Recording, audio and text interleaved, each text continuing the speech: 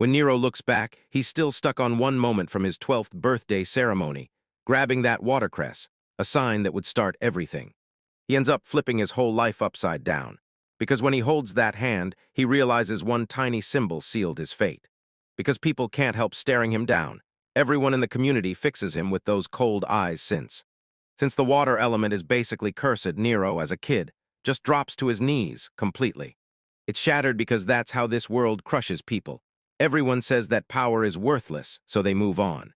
Till this very day, a knight storms up and yells at Nero that he's been officially thrown out of the party. And Nero can only stand there, frozen, with his pride about to shatter. They screamed right in Nero's face, demanding he pack his things and disappear out of their sight, like now. Now that Nero finally hit 17, things should have gotten better, but instead he's just sitting there.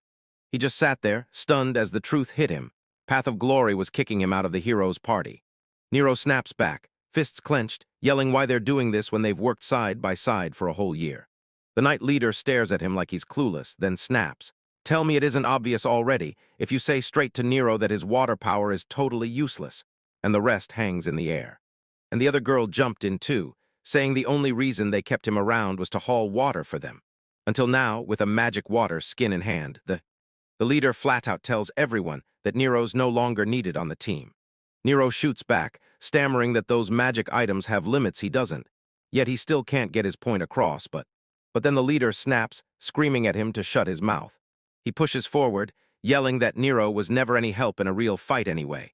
And the force of his words slams Nero backward, making him stumble. The leader stands like a monument and declares it wasn't just his decision. Then he turns and fires the question at Fea Serena. Do you agree? The female member nods, confirms it, and tells Nero that his weak magic is about to become their burden from here on out. Then, while Fea Serena shuts her eyes and whispers that this is exactly what God wants, the leader hurls a bag of coins at him, slaps a label on it, severance pay, so Nero can't come whining later about how they really treated him.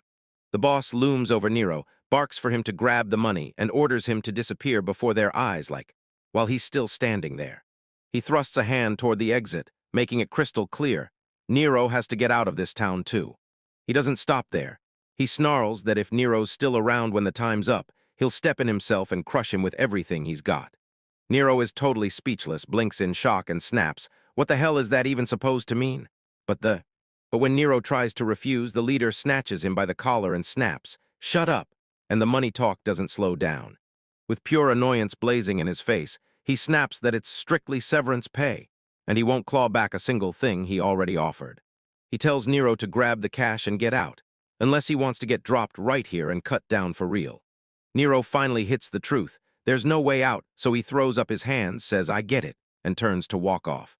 A little while later, Nero drifts through the streets alone, clutching that tiny bag of coins, totally hopeless and stranded, until it all cuts off mid.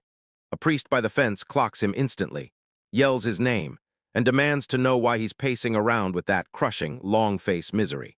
Nero drops the truth and confesses he got booted from his own party, and that bombshell kicks off everything that comes next. Leaves his father reeling with shock, and before the panic can fade, he blurts out if Nero's really sticking with the life of an adventurer. Then, Nero only grins and shrugs, saying he's fine, because if it costs him everything, he'd rather be alone again than let doubt win. He tells the priest he's relieved to hear it, then demands fresh water, right now, because normal water won't fuel his recovery magic, and the priest, thrilled to help, gladly agrees. The two of them stroll side by side past towering church buildings, drifting through the calm, quiet streets like the whole town is holding its breath. As they stroll, Nero suddenly notices something off and blurts out, "Wait, was that here the last time I came?" Then the father drops the truth. There was a tiny earthquake, the ground sank, and somehow this ancient structure just popped up out of nowhere. He claims it's an ancient contraption. Back in the old days, people called it the well and used it to pull water straight from the earth. The priest orders Nero to check it out while he dashes off for empty bottles, and Nero snaps back, "Got it." Nero leans over the edge, peering down like he's hunting secrets. Maybe folks hauled water from that spot, because it has to be way, way down at the bottom. Nero hovers at the edge of that old stone well, debating whether to drop water in and wait for whatever wild surprise it unleashes. So he throws his hands out, blasts his magic, and shouts his water supply skill to summon the water. Since every town's got plumbing now, getting water is usually a walk in the park. No stress, no big drama. And honestly, if your water magic is weak in a fight, it's mostly about messing with monsters, like blasting a goblin in the face just to distract it. Nero didn't just sit on his power. He hunted for new ways to use it, even cracked the code to turn it into mana water that restores magic. But, but because real magic potions were already everywhere, Guy and the whole wealthy hero party never bothered to care about what he could do. Hold up, smash that like button, then subscribe. So if you're craving even more hidden manga gems, go ahead. Dare you to drop a comment right now. Comment right now. I'm loving this so much, and I bet most of you feel the same. If you're not doing it, then fine, deal. All right, let's pick this up and keep going. Nero moves in and hauls the well's rope, only to discover this is way tougher than he ever imagined. Suddenly, the rope snaps loose, and the bucket plummets straight into the pitch-black hole below. From the depths below, a brutal crash booms out, and Nero jerks back, clapping both hands over his ears. He leans over the edge to peer down, and watches the bucket slam into the bottom with brutal force. Nero glares into the well, stunned out of his mind at how fast that bucket slammed down. And as his brain scrambles to figure out why it hit with that kind of force, he realizes it happened because, in this world, there's one truth everyone agrees on: water should never, ever have weight. Everybody already knows water has no weight, and since weightless can't hit like real power, water magic has always been treated like dead weight in a fight.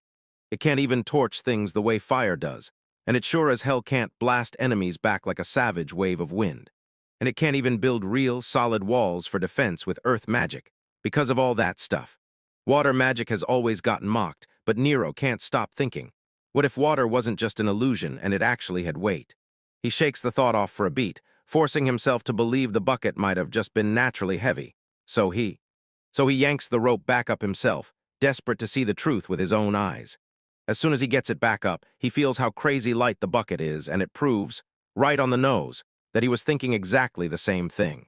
He stares back into the black well and finally realizes that the brutal tug he felt earlier wasn't magic at all. It was the water's sheer weight dragging him. The father strolls past and spots Nero hanging out by the well, and he can't help but say the kid's got a real obsession with that exact spot, that snaps Nero's attention.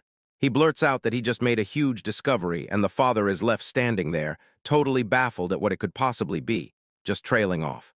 Nero rockets straight into his space, eyes blazing, and drops the wild bombshell. Water actually has weight. The father just stands there, stone calm, while the kid fires off his theory nonstop, overflowing with pure, unstoppable energy. But the old man just shrugs it off and laughs, then tells Nero he can't believe he's actually learned to land jokes like that. So Nero starts to panic, leans in, and tells the father he's dead serious. This isn't a prank, not even close. Nero challenges him to pull the rope himself to prove his point, and the father gives it a shot, then immediately admits it takes real muscle to budge it even an inch. The old man doesn't even blink. He shrugs and says it's probably just spirits messing with everyone, and that's where the shock hits. Nero sat through a lecture, explaining how spirits wreck rivers just to stir up trouble for everyone. The father figures the spirits only popped in out of pure curiosity now that the well's finally full. Then Nero just stands there, utterly stunned, unable to speak a single word. The rocky land lay silent and deserted beneath the bright morning sky, and Nero just stands there staring at the lies people swear by. Water's weightless. Spirits are just messing with folks. Yeah, it's supposed to be the norm, but now he's got it. He just felt the water's weight settle into his own hands, and so he glances down, and it finally hits him. Up until now, he'd just let the water run without ever truly feeling it. He clamps his staff in a death grip, wondering what chaos might unleash the moment he finally puts his full focus into that weight. And once the water starts spiraling around him, he shuts his eyes tight and pours every last ounce of focus into that single thought. Suddenly, his eyes snap wide with unshakable confidence. Then he bursts out that he finally cracked it. Nero shouts the name of his brand new spell, Water Jet Asterisk, then blasts a crushing torrent of high-pressure water straight ahead, right as it slams. That boulder is so brutal it actually shifts in front of him, and he freezes, staring at the crater like his brain can't even process what he just saw. He clenches his fist as his crest erupts with light, and deep down he's already certain. His theory was right the whole time. Nero practically radiates with excitement, yelling like a kid at the top of his lungs about how heavy water really is. He's replaying that brutal struggle of hauling the bucket up, and it hits him hard. More water means way more weight, and he's feeling it in his bones. A smirk crawls onto his face, and you can tell He finally cracked the code and figured out how all of it works. Out of nowhere, a weird voice cuts straight into his head, promising him blessings for finally cracking the logic of water. Nero whips his head around, completely lost, because those words just appeared in his mind out of nowhere like they were planted there. He stares at his hand, and then it hits him like a truck. A fresh glowing mark burns into his skin, and then he freezes, staring at it in pure disbelief, scrambling to remember when it ever showed up there in the first place. That crest hits him like a punch. He's never seen it before, and he knows it's only meant to show up during a ritual, but something's still off. But somehow it hits him instantly. This new mark isn't just any symbol, it's the sage's crest. He starts to wonder if this brand new power is tied to that mysterious voice he heard earlier. Nero's mind is still packed with questions, but he chucks the doubts aside and dives straight into testing this brand new magic. He locks in and starts picturing that water he imagined earlier, then drives himself to crush it all into one single spot. It finally hits him, and he feels the power surge building fast inside his chest. He raises his staff and screams his water ball spell. Then a gigantic sphere of water slams into existence. The blast tears a massive crater into the rock, and Nero just stands there, stunned speechless by what he pulled off. He snaps on this huge grin, totally stunned, because the weak water attribute everyone laughed at is packing this much raw power under the surface. But then it hits him. Trying to move and aim something that massive is going to be brutal, especially when. Then bam, a voice yells from behind, "Water boy." He snaps around and spots 3 guys standing there. Mean looks flare across their faces as their leader snaps, asking why any of them are even out here in the middle of nowhere. Nero asks what they need, but the guy blurts out that he got kicked out of the hero's party. The lead thug smirks and says he watched Nero slip out of the hero's place with a bag of gold, then leans in and asks if it was nothing but hush money. He and his buddies start piling on the jokes, grilling him like, why would a guy with weak water affinity need all this cash? The guy demands Nero just hand over the bag, saying they'll put it to way better use than he ever could. Then, right as it hits, the moment flips to a whole new problem. But Nero won't let it slide. He snaps, since when did adventurers turn into crooks? And calls out exactly what they're doing as a straight-up crime. The leader just smirks and shoots back. It's not a crime if we don't get caught taking Nero out, piece of cake. Nero spots the guy reaching for his weapon and realizes he's up against someone wearing a martial-type crest. So yeah, this dude doesn't burn mana for magic at all. He pumps his own life force into his physical hits and turns every strike into a power surge. The thug barrels in screaming to get the show going, then slams a skill called *severing enhancement* into action. And Nero clocks the truth. This guy isn't bluffing, he's out to cut Nero down for real. So Nero refuses to just stand there and get slaughtered. He starts imagining water piling up and crushing into one tiny point, building up until it's about to explode with a massive burst of force. Nero puts everything into it, screams for his water magic to burst to life. Now, he hurls a heavy water bullet straight ahead, unleashing a brutal blast that leaves the thugs frozen in shock. And that crushing pressure slams into them like a wrecking ball, blasting everyone backward in a single hit. The mage stumbles around, curses through gritted teeth, and demands to know what kind of insane power he just witnessed. The impact tears the ground apart, blasting a giant crater into the earth.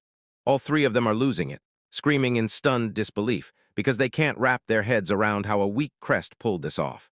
Even Nero's frozen, staring at his own hand in pure shock, because his basic water magic is somehow stronger than anything else around. But the leader isn't buying a word. He jabs his sword out and blasts Nero with the accusation that he's hiding a magic bomb in his clothes. Nero just stares him down, dead in the eyes, and snaps that what he saw was 100% water magic. The thugs burst into furious screaming, calling him a liar and refusing to believe water could ever blow up like that. The ground rips apart with a thunderous boom, and the thugs instantly lose their minds, yelling if it's an earthquake or something worse. Water erupts from every crack like a raging geyser. Then the archer girl screams that it's blasting all over the place, and Nero locks onto something twitching in the spray, screams at everyone to brace themselves, and dives straight in to snatch it before it vanishes. He catches a little round slime that gets tossed out by the pressure, then just freezes and stares at it, utterly lost, until Nero turns to the little guy and demands where it even came from. Then the slime tilts its head and squeaks this totally bizarre sound. So he starts to wonder, did his magic slam into some hidden underground water vein by mistake, blasting water and slime up from below? If he really tore open an underground vein, he suddenly realizes He may have just kicked off some seriously dangerous trouble. Meanwhile, the tiny slime doesn't care at all. He wriggles against Nero's hands, and Nero can't help but realize just how friendly the little guy truly is. The lead thug glares at them, smirks, and mocks Nero, like the slime is begging to ditch the others and be his new buddy, and then he keeps hurling trash talk, claiming it's a perfect combo, because this weak water guy belongs with some bottom-tier slime. That tiny slime starts rattling the whole place with non-stop noise and wild jumps, and Nero scrambles to calm it down, laughing the entire time at how insanely full of energy it is. But the mage in that gang of thugs doesn't find a single bit of it funny. He glares down at the creature and sneers, calling it a cocky little slime. He's sure Nero cheated that last move, so he whips his wand into a frantic spin and vows to show them what real magic looks like. He yells that there's no way some basic water magic will ever survive his wind spells. Suddenly, the slime rockets straight up into the sky, and Nero can only stare stunned, as it shoots higher than he ever expected. Right before anyone can react, the tiny one lets out a sharp squeak and blasts a huge spray of water droplets straight at the mage. The blast slams into the guy's face, and he instantly flips out. Water blasts straight into his eyes, and in the blink of an eye, he's totally blinded. Nero stared at his tiny new partner, thanked him with relief, and told the slime it literally saved his hide just now. The slime somehow gets it, then bursts into bouncy sparkles all around and lets out a happy little sound, like it just proved it helped. Nero watches the little guy and starts piecing it together. He realizes those tiny drops of water can turn into a real weapon the moment you unleash them all at once. That archer thug snaps completely, screaming at Nero to get out of the way, while he demands the slime quit playing around as he snatches for another arrow. He yanks the bowstring back until it bites, shouts his snipe ability, and makes sure the next arrow never misses. Nero won't just sit around. He snaps his fingers up like a pistol, fires up his water gun magic, and brings tiny orbs to life on his fingertips. The archer spots the move and dread slams into him. He freezes for a beat, shocked that the counterattack hits this fast. Right before he even gets the shot off, those water bullets crash into his chest and arms, slamming him backward as he screams in agony. The group's swordsman spots his friend getting slammed down, gapes in horror, and yells at the archer crumpled on the ground. The mage thug's patience snaps. He grinds his teeth and starts chanting a wind magic spell like he's about to unleash pure fury.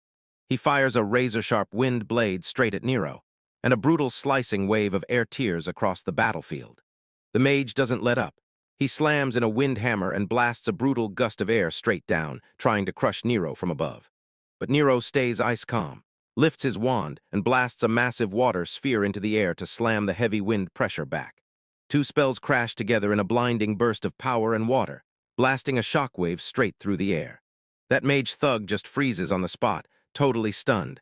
How in the world did basic water wipe out his wind magic? Nero stays calm and lays it out. His water is heavy for real, and that's where all its extra power is secretly coming from. He totally loses it, snapping, "Nero, you idiot," and screaming that water isn't supposed to be heavy, like the laws of nature just betrayed him. He's trembling, insisting with full conviction that there's no way that useless water magic could have hit like that, so he's convinced it's just a trick. He refuses to quit, sparks another spell into motion, and roars that his wind won't get beaten by some little water. But Nero just clenched his wand and shot back that if that earlier move was a wind hammer, then he's got a version of his own. He hoists a colossal orb of water over his head and yells his water hammer spell. Then the entire area shudders like it's about to crack open. Then everything collapses on the mage, and he erupts into one final scream right before the crushing weight of the water buries him. The swordsmen in the group can't even breathe, eyes wide as they stare in stunned silence because his friend is sprawled face down in the dirt, completely finished. Nero stares down the last guy standing, declares he's the only survivor left, and then shoots. "So what are you planning to do?" The swordsman starts panicking, groaning through his teeth as he fumbles for his gear, because he knows deep down he's in way over his head. A glowing magic circle snaps into place around the guy as he shouts that Nero better wait. He's cursing his rotten luck all the way as he bolts to escape.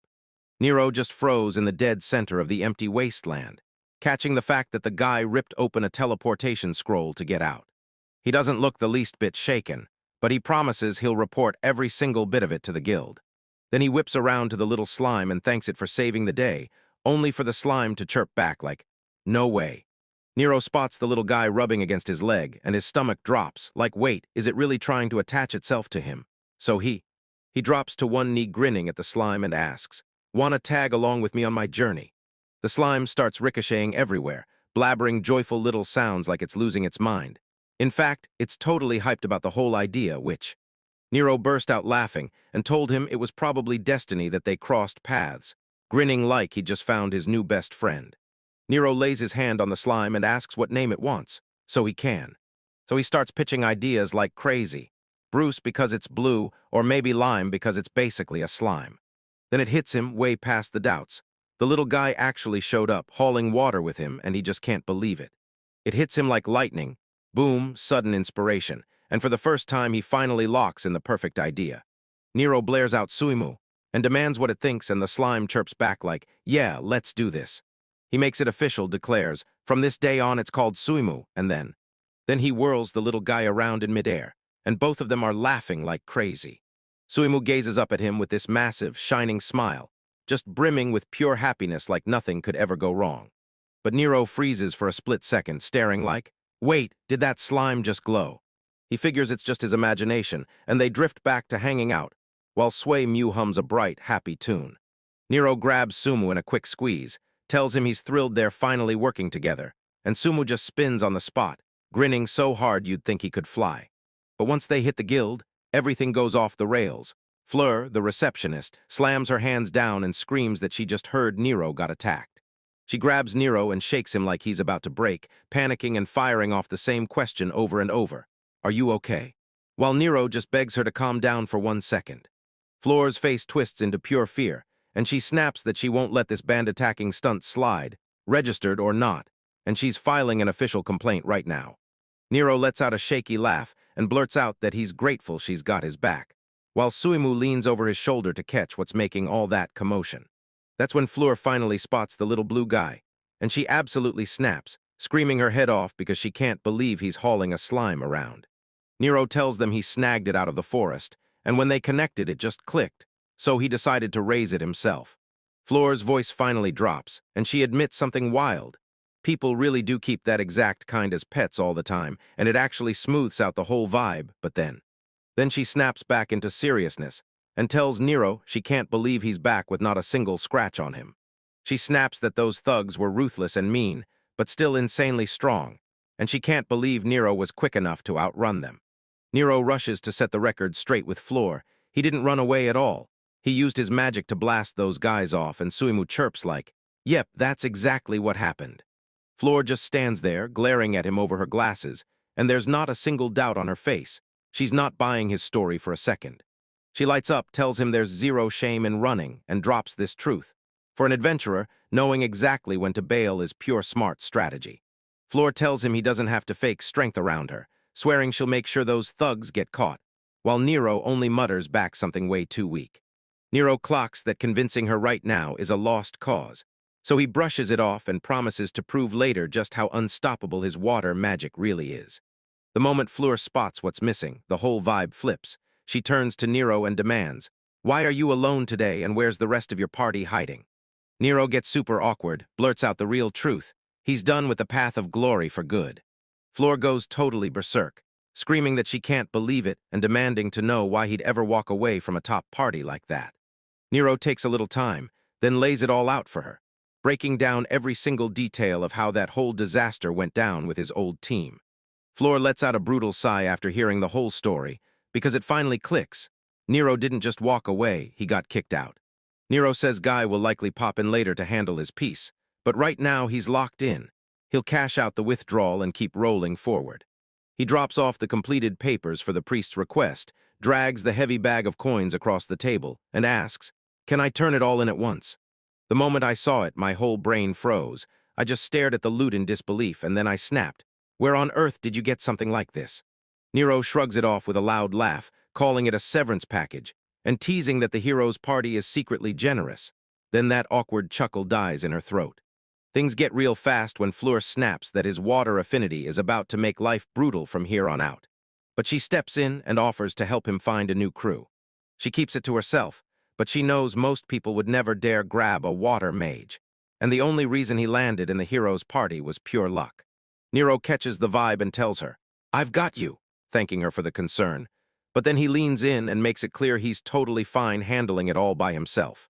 He's staring at the bright side, telling her he can't wait to dive into a whole bunch of things now that Suimu's got his back. Floor finally breaks into a smile, clocking that he's in a good headspace, and tells him she's always there if he ever needs someone to talk to. The two of them trade their goodbyes. Then Nero strides out of the guild with a grin, feeling like whatever hits next is gonna be big. Nero steps into town, sucks in a deep breath, and tells himself it's finally time to get moving. He strides down the street with Suimu perched on his shoulder, hunting for an inn and real food, then glancing back to ask what that little troublemaker actually wants to eat. The story snaps right back to the Adventurers Guild as the sun sinks low over the rooftops. The knight leader strides up to the counter with a grim face and tells Fleur he has to officially file Nero's expulsion from their party. Fleur drops a line that totally catches him off guard and he freezes, then blurts, "Wait, say that again." She tells him he doesn't need to touch a single paper. Nero already swooped in, finished the withdrawal, and locked it in himself. Fleur stares at him, face burning with disappointment, and demands to know why they'd throw him out after teaming up for an entire year. The knight leader just scoffs, turns his head, and basically shrugs, saying the guy wasn't cut out for their high-level crew. He shuts the whole topic down cold, turns his back, and demands if Nero has at least had the decency to get out of town yet. Fleur snaps the moment she hears it. She lashes out, screaming that just because he's out of their party doesn't mean Nero has to get kicked out of his own home. One of the thugs strides up to the knight leader, puts on a brave act, and flat-out declares he's not buying what he just heard. He starts trash-talking Nero right away, sneering that he never liked him in the first place, and that trash like him doesn't even deserve to be in town. He barrels on, laughing as he offers to join the party himself, bragging that he'd be way more useful than some loser who can only make water. Fleur lunges in to shut him down, but before she can even get a sentence out, everything explodes into violence. The knight leader smashes him, so hard he coughs up water, choking and gasping as he can barely manage to ask, "What just happened?" Towering over him, the knight leader spits that he's a worthless grunt, then demands, "How can you be useful if you can't even dodge a punch meant to be weak?" Another younger guy from the party jumps in too, saying only the people who actually worked with Nero have the right to talk trash about him. He snaps at the thug that some nobody doesn't get to play like he knows a damn thing about Nero, or what he's worth. The knight leader's seconds from snapping. He locks eyes with that guy, unleashes a terrifying stare, and tells him straight to his face, "I'll kill you." The thug's trembling, drenched in sweat, and he blurts out, "Don't get cocky," like it'll save his pride, but everyone can see the terror screaming through his eyes. The thug is trembling, boots planted like fear itself, when a new voice slices through the air. Then the party woman steps in, backs the guy up, and warns the thug that if he so much as says one more word, she's about to make him regret every second. She snaps her staff straight at him, dark energy churning around it, and dares him to try exploding for once. While Fea Serena just locks eyes with him and glares with this terrifying, empty stare. That's enough to shatter him. The thug erupts in desperate screams of apology and rockets out of there as fast as his legs can carry him, while the rest of the party just gapes and watches him flee, visibly ticked off by the whole mess. Later, as the knight leader stares over the city, he can't shake what just happened. Was that girl really the one who defended Nero, the guy they booted out? He tries to tell himself he's probably just imagining it. Meanwhile, deep in the woods, Nero starts testing his brand new power. He barks a command for his heavy water bullet magic, and the pressure rips through the forest, snapping several huge trees clean in half. Nero stared at his staff, grinning like he just hit the jackpot, because the same magic that popped up yesterday is working flawlessly, and for once, he can feel himself finally getting the hang of it. But then Suimu starts acting up. This tiny slime rockets toward the brush, and Nero snaps his eyes over like, "Wait, what's got her so hyped all of a sudden?" He follows her to a giant tree and blurts, "Is this what you're after to eat?" Up in the branches, huge ripe fruits hang like treasures, and Suimu looks locked in, ready to grab every last one. Nero remembers she was crazy about the fruit they ate with their meal yesterday, and he watches the tiny slime bounce in place, ready to chow down, until he spots the real problem. He squints at the tree's towering branches and mutters that there's no way he's climbing up their dress like this. Then, mid-thought, he spots something strange happening right beside him.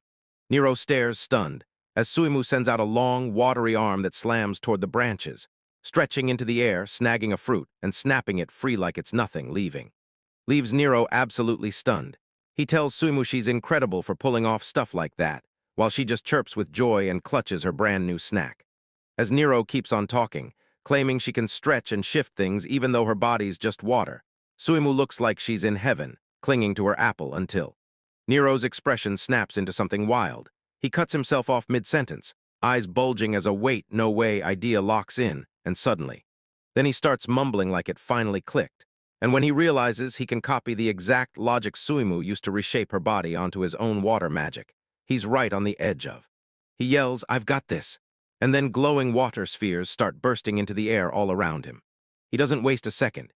He shouts a brand new spell, **water whip **, and a roaring blast of pressurized water lashes out in thick rope-like strands, tearing through the trees until the whips snap out, and then they wrap themselves tight around the heavy trunks.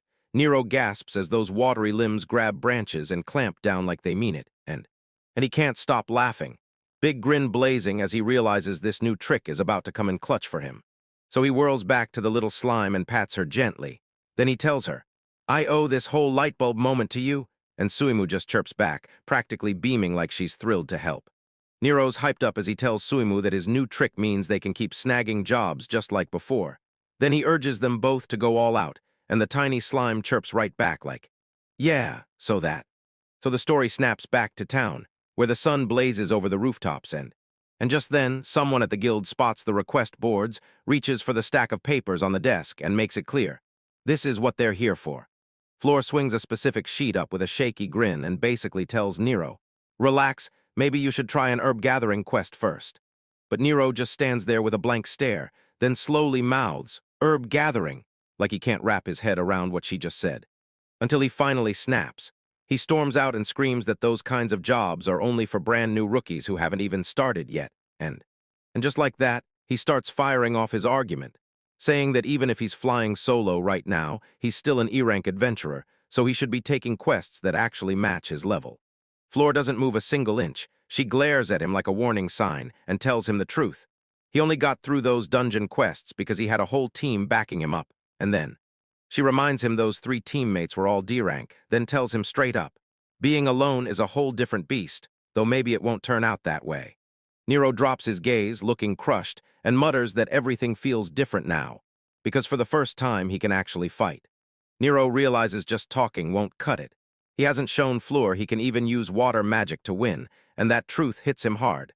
So he decides he needs real proof that he can actually hold his own. Then he snaps, suddenly yelling, jamming his right hand out and shouting that a brand new crest has shown up on his palm, but Floor just rubs her head like her brain, about to crack, and asks, "What are you even talking about?" Floor gapes at his open palm, then demands, right to his face, where this so-called crest is hiding. Nero's brow breaks into sweat as he shoots her a shaky smile, then blurts out, "Wait, don't you really see it?" He shoves his hand right in her face, practically begging her to stare. Then Floor finally clocks it, and once it hits, she blurts out like, just throws Nero into total confusion. She tells him he's hit that age where boys start acting weird, and then she goes on and gives. It gives him this smug little look, and she tells him, flat out, she understands that itch to believe there's a hidden secret. Then boom, special power snaps awake in him, like the universe just declared he's the main character of the whole story. She tells him it's just a phase everyone hits once in their lives, and the second she says it, Nero and his tiny slime buddy absolutely lose it, screaming in total shock that she's really acting like he's just putting on an act. Nero glares at his own hand, fully crushed. He can't believe it because her crest is right in front of her, yet she still can't see it. And then, but Floor's eyes sharpen. She goes serious and tells him, "If you're determined to take tougher quests, I can't really stop you, but I've got serious doubts." Floor locks eyes with him and dares him to stop and think it through before he makes that choice. She tells them, sure, everyone expects adventurers to get banged up, but if you keep acting reckless, it's never going to end well. And Nero just glances back at her, and you can feel her real worry in the air as he says her name. He starts scanning the board, still buzzing from the fact that yesterday was his first real fight. Now he's locked in, craving a quest that matches his skill level, so he spots a job offer, collect magic herbs, and he has to bring exactly 2,500 blue roses for a massive payout. The pay hits hard, but the moment he sees the high quota, he realizes this won't be a breeze. It'll be way tougher than just yanking regular weeds. With his rank right on target and no legendary monsters haunting the forest, He decides this is the perfect shot to prove what he's truly capable of, so he dashes in. He rips the paper off the board and tells Fleur he's going after that exact job. Even the floor seems uneasy as he warns. Sure, the monsters might not be insanely strong, but the woods are packed with plant types that'll make soloing a nightmare. Nero flashes her a huge grin and promises everything's gonna be fine, because Suimu's riding with him, while the little slime chatters along beside them. Fleur watches them and can't help thinking the kid is ridiculously cute, but then she wonders if that little slime even has what it takes to fight. Nero tells her, Suimu, you saved me back when those adventurers attacked, so yeah, I know I can trust you. And then, Flora admits she never imagined a slime like that would throw down. Then her eyes light up as she calls the little fighter straight up pretty amazing. Because the quest matches his rank, she tells him she can't really refuse, though you can still see worry flickering behind her eyes. She tells him to be extra careful, then urges him to grab some potions if he can afford them. Nero just waves like it's no big deal as he storms out. Fleur suddenly snaps back to a detail from yesterday's heroes' party, blurts it out, and just like that, everyone's already disappeared. At the market, Nero leans in and asks Suimu if she's hungry. Should they grab some food before they head into the forest? He grins and asks if she wants an apple, laughing at just how wild that tiny slime goes for fruit. He says they'll also swing by the church later to grab some potions from the priest. Then everything changes, right after that. Then the knight leader from his old party suddenly bursts in from the shadows, shouting Nero's name, and Nero freezes mid-step. Nero swivels around and finds Guy absolutely seething, while Suimu keeps right on chewing her apple. A guy starts yelling on the spot, demanding to know why Nero's still in town after they told him to get lost. But Nero shrugs off the attitude and decides to bring Suimu straight to his old teammates. The guy stands there stone-faced, then rips the silence apart, reminding everyone he's the hero of the group. The rest of the party jumps in too. Fia steps up first, calling herself a mage, while Serena follows right behind as the healer. Guy squints at the slime like it's an insult, then demands, "What are you even doing here, huh?" Nero leans in and tells her, "My name's Suimu," and then she reveals they've been traveling together ever since they met yesterday, so. Guy just glares back with eyes narrowed to slits, and Nero snaps, asking if he's got a problem with her. Guy snaps, "You've got nothing to say to me," then demands to know when he's finally getting out of here. But Nero stays stone-cold calm and tells him straight up he isn't going anywhere. He never planned to leave town at all. Nero tells everyone, "This is the spot where my adventuring journey began." The whole city feels like home to him, so he keeps saying, "I'm not going anywhere," like he's daring fate to try. The guy just freezes there, fuming over the answer, and he clenches his sword and tells Nero, "With skills that weak, you'll never make it." In this town, he grabs Nero's attention and orders him to head west to a place called Norland. Nero's face scrunches with confusion as Guy breaks it down. This is just a quiet little rural town, with nothing but weak monsters and people who actually feel friendly. Nero can't help but stop dead and wonder what's really going on. He shoots Guy a question, "Were you really worried about me?" And Guy just completely freezes. Guy starts shrieking at him to shut up, then says the wrong thing, and the blade comes out before he can finish, while Nero finally clocks that the logic doesn't line up, yet they still shove Suimu out the door anyway. Nero lifts Suimu up in front of Fia and asks if she wants to touch the little slime. Then she looks like she's about to back away. Nero's response catches me completely off guard. He says Suimu isn't scary at all because he's actually super friendly and she absolutely loves being petted. Fia pretends she's doing him a favor, but Serena barges right. Nero caught it instantly. The guys in the back were glaring like daggers, and he was asking for a turn too. And she can't stop wondering if they're just jealous of Suimu. Then Serena shoots Nero a question and asks where he was. He's got plans, so he tells her he's headed to the church to get. Serena asks, "Did you get the water ready?" And he drinks in the healing magic she infused into it. Nero eyes the bottles, then tells her to keep holding them right there. Don't move a single thing. Serena shuts her eyes tight and unleashes her magic right on the spot. She lets that power surge straight into the bottles, then tells him everything's ready, finally cutting Nero loose. Serena tells her that Nero really left her some magical water at the hero's place, claiming it was his way of paying her back. Nero looked completely stunned. No joke, he'd honestly expected her to just dump that water out, not actually put it to use. The male party member snaps. He loses his patience and barks at Nero to take the gift already, because Serena fought tooth and nail to get it for him. Nero breaks into a smile and tells her thanks, swearing he'll treasure it forever, while Fia lingers in the back, still clutching Suimu. Serena shoves it into his hands and flat out tells him to use it for real, especially if he ever stumbles into danger. Fia's eyes glimmer with sadness as she has to let go, but she still turns to Nero and says, "Don't worry, I'm giving Suimu back to you right now." She blushes hard as she thanks him for letting her hold the little guy. The night leader blows up the vibe, barking that everyone needs to stop drifting and start moving, because they've got a schedule to stick to. Nero snaps his head up when the leader calls his name one last time, but the way that guy looking at him screams that it's anything but kind. He tells Nero to get the hell out of town, because he finally found a cute little pet to replace him, and that's that. Nero leans down, stares at Suimu, and asks the little slime straight up if he honestly thought he was. Then Guy totally snaps, face blazing red, shouting that it's impossible he's ever felt like that, while he threatens to slice Nero into pieces. The party finally turns and strides off, leaving Nero frozen on the street, watching his old teammates vanish into town one by one. Nero's face tightens into a serious stare as he realizes Guy's final words don't sound like an insult at all. They hit like a warning to stay the hell away. He clocks that not a single soul in the party can even spot his shiny new crest, grins at Suimu, and tells him it's time for them to move on. While the town bustles and people rush through their days, a shadowy figure lurks nearby, keeping watch on every single move. A hooded man in the dark, monocle gleaming, steps out and locks eyes with Guy, then tells him, "It's been forever since we last met."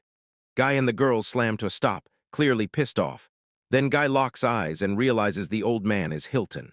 Hilton tugged his glasses into place and said he'd seen that little moment earlier. Nero was acting like a friendly guy, and that's what made it stand out. The guy shoots him a disgusted glare and tells the old man straight up, "Peeping on people is a vile habit you need to drop." Hilton stares as Nero storms off, then snaps that his master losing it, grilling Guy like, "So what are you really trying to pull here?" He stares at the kid smiling with his slime, stunned that someone like him, trash, can still be alive and it all gets. That lights a fire under Hilton's fury. He grabs Guy and shouts that the whole plan was simple. Wipe out Nero, not this chaotic detour they're stuck in now. Guy bluntly warns him not to misread the situation, because they straight up kicked Nero out of the party for good, and it's crystal clear they're not friends. Hilton freezes for a beat, rolls the word banished around in his mind, then fidgets with his glasses like something big just hit him, looking like. This guy's convinced he's cracked the whole puzzle. He claims Nero's reputation is about to plummet to rock bottom, then struts that the same person should be grateful they got him socially destroyed. But Hilton refuses to swallow that excuse and snaps to Guy that his master would never settle for something that tiny, like the party should have known better in the first place. Hilton snaps that his master can't swallow it, that someone as worthless as Nero is actually allowed to exist in this world. As the master stares at Nero walking off from the family estate, Hilton sneers that Nero only got permission to leave because the master wanted zero chance of dirtying his own hands. Hilton looks absolutely done with it and snaps at Guy that ruining his reputation is way too tame, especially when the first order was to finish him off for good. Hilton jabs his glasses into place, shoots the guy a sharp look, and grumbles that this whole mess has turned into a full-on real problem. He watches the guys walk away and fires the question, "Are you really about to double-cross the master?" Guy tries to calm the situation and insists he's not looking for trouble, but the girls in the back only look more nervous, because he says everyone needs to think before they judge. He yells that their guild name is finally climbing, and if he offed a teammate just because they're weak, it'll make them look awful to everyone watching. He plows ahead, insisting that if they're winning, Giller's winning too, and the last thing Guy wants is headlines spilling out from some ugly, sloppy blunder. Hilton pauses, rubs his chin, and finally admits, yeah, maybe Guy isn't just talking out of his mind. He says that because Guy's family lives under the Axis house, the master will be absolutely thrilled to watch him rise and become a hero. Hilton. Wilton pivots to walk off, telling them, "I get the vibe, but no way the master's going to accept this and call it enough." Guy starts sweating and can't believe what he's hearing when Hilton blurts out that he'll take care of the job himself. And before Guy even gets a word out, Hilton strides off with a cold, stony stare, while Guy and the others shout at him to wait up. A dense forest of towering trees and blooming roses sprawls out, so quiet you can almost hear the silence breathing. That's when the weird tree monsters start bursting out of the grass, snarling, growling, and creeping in from every side with chilling noises all around the place. Nero wastes zero time, He roars for his water gun magic, then blasts the air with high-pressure torrents that smash straight into the creatures. Water blasts around him and he's pumped. He tells himself that's a damn good start, but then a vine suddenly ripped out of the dirt right by his feet, catching him completely off guard, and he yanked back in a startled jolt. He fires off another water gun spell in a blink, blasting the vines back before they can latch onto him. But man, it's getting harder by the second. Nero pauses, eyes narrowing. Yeah, huge treants are simple targets, but these plant monsters hiding in the woods, they're a nightmare to land a hit on. He's staring down a brutal nightmare. Those heavy spells could shatter the blue rose he's hunting, and his water whip can't slice through these vines no matter how hard he swings. He knows cutting straight through them is his best shot to win, but he suddenly slams the brakes, because something about how his magic works just clicked. Nero locks in on how his spells land, realizing that even those tiny shots and that flexible whip still swing with real, punchy power. Nero starts musing about how water's weight never changes, even when its shape gets totally rearranged. So, he starts wondering what would happen if he forced the water to turn way thinner and way sharper than it ever was before. Suddenly, a massive surge of energy rips through the forest air, while Nero puts his theory to the test.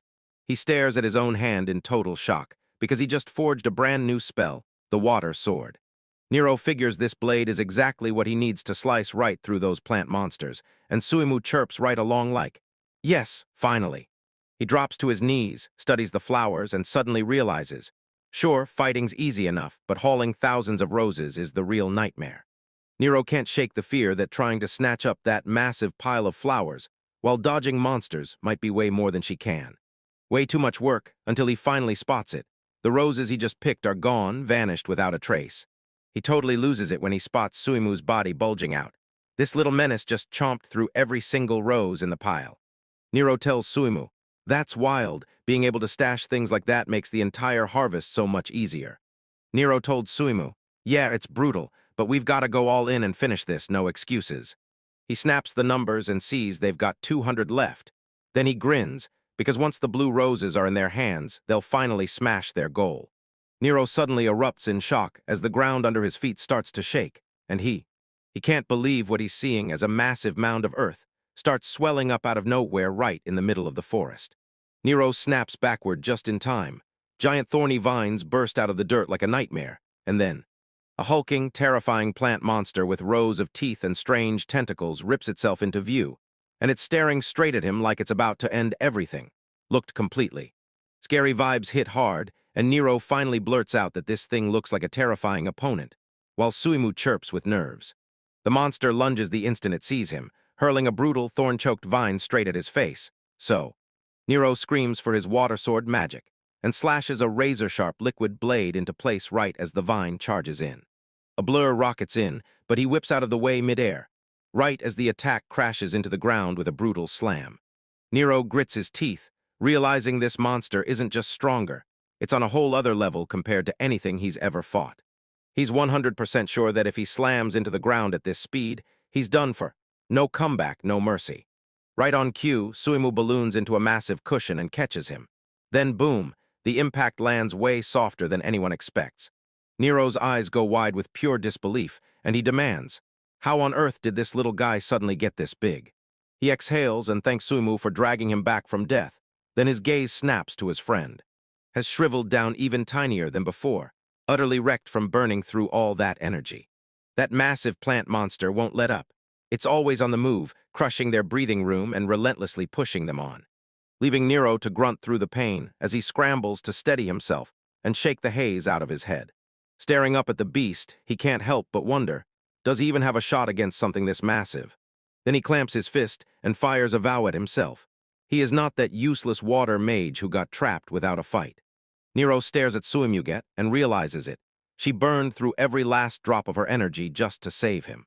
He can't keep draining her power forever. Now he has to find his own footing and stand on his own. He remembers the goddess forging water into a blade, and now he's stuck wondering if he can pull it off too. As the giant plant monster unleashes a fresh burst of vines, it drives them straight at him, stabbing, relentless, and deadly. Nero shouts his brand new spell, Shield of the Water Guardian ***, and a towering wall of water slams into place around him. It all snapped into place around him, and he finally exhaled. He'd solved it just in time. Staring at the monster through the water, he realizes pure defense won't save him.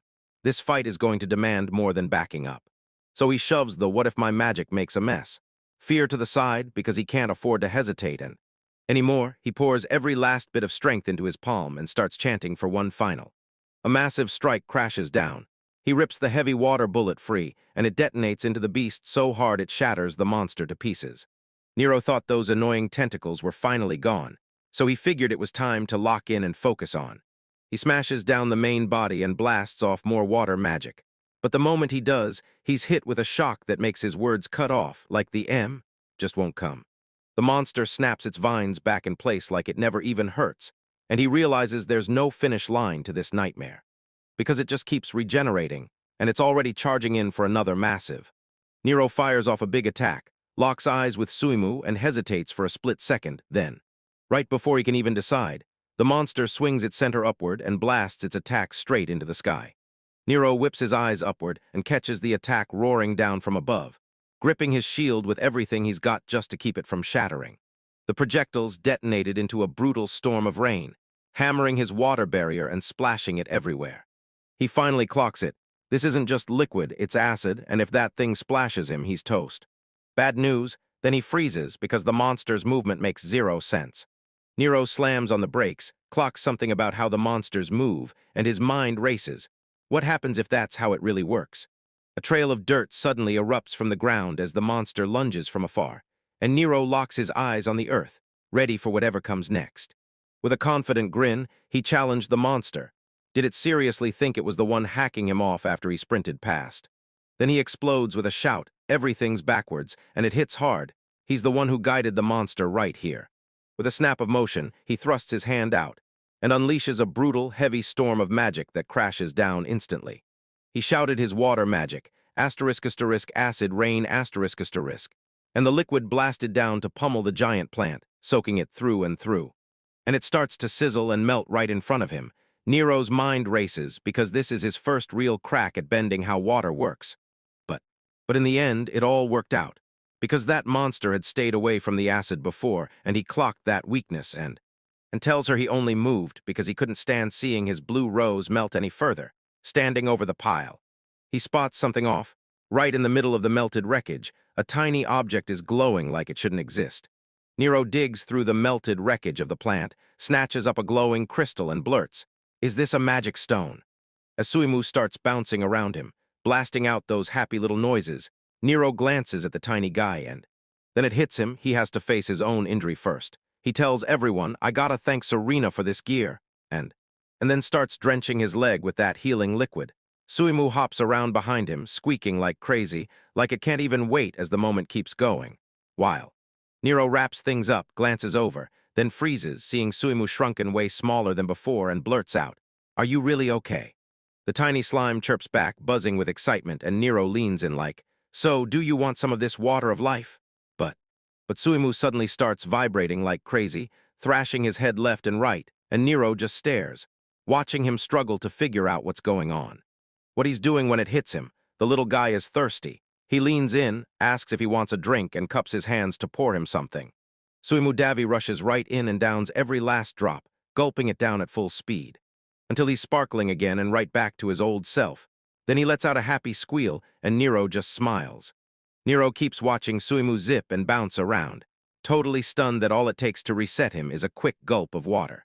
And since the little guy's finally feeling better, Nero pushes them to finish grabbing the rest of the blue roses, so they can sprint back home at last. They tear back into town and sprint straight to the building to unload the goods. Fleur and the shopkeeper just stand there, jaws hanging, totally stunned by what they're seeing. As Suimu spews out a towering heap of flowers, Fleur can't even wrap her head around it. Somehow they were all packed inside that slime.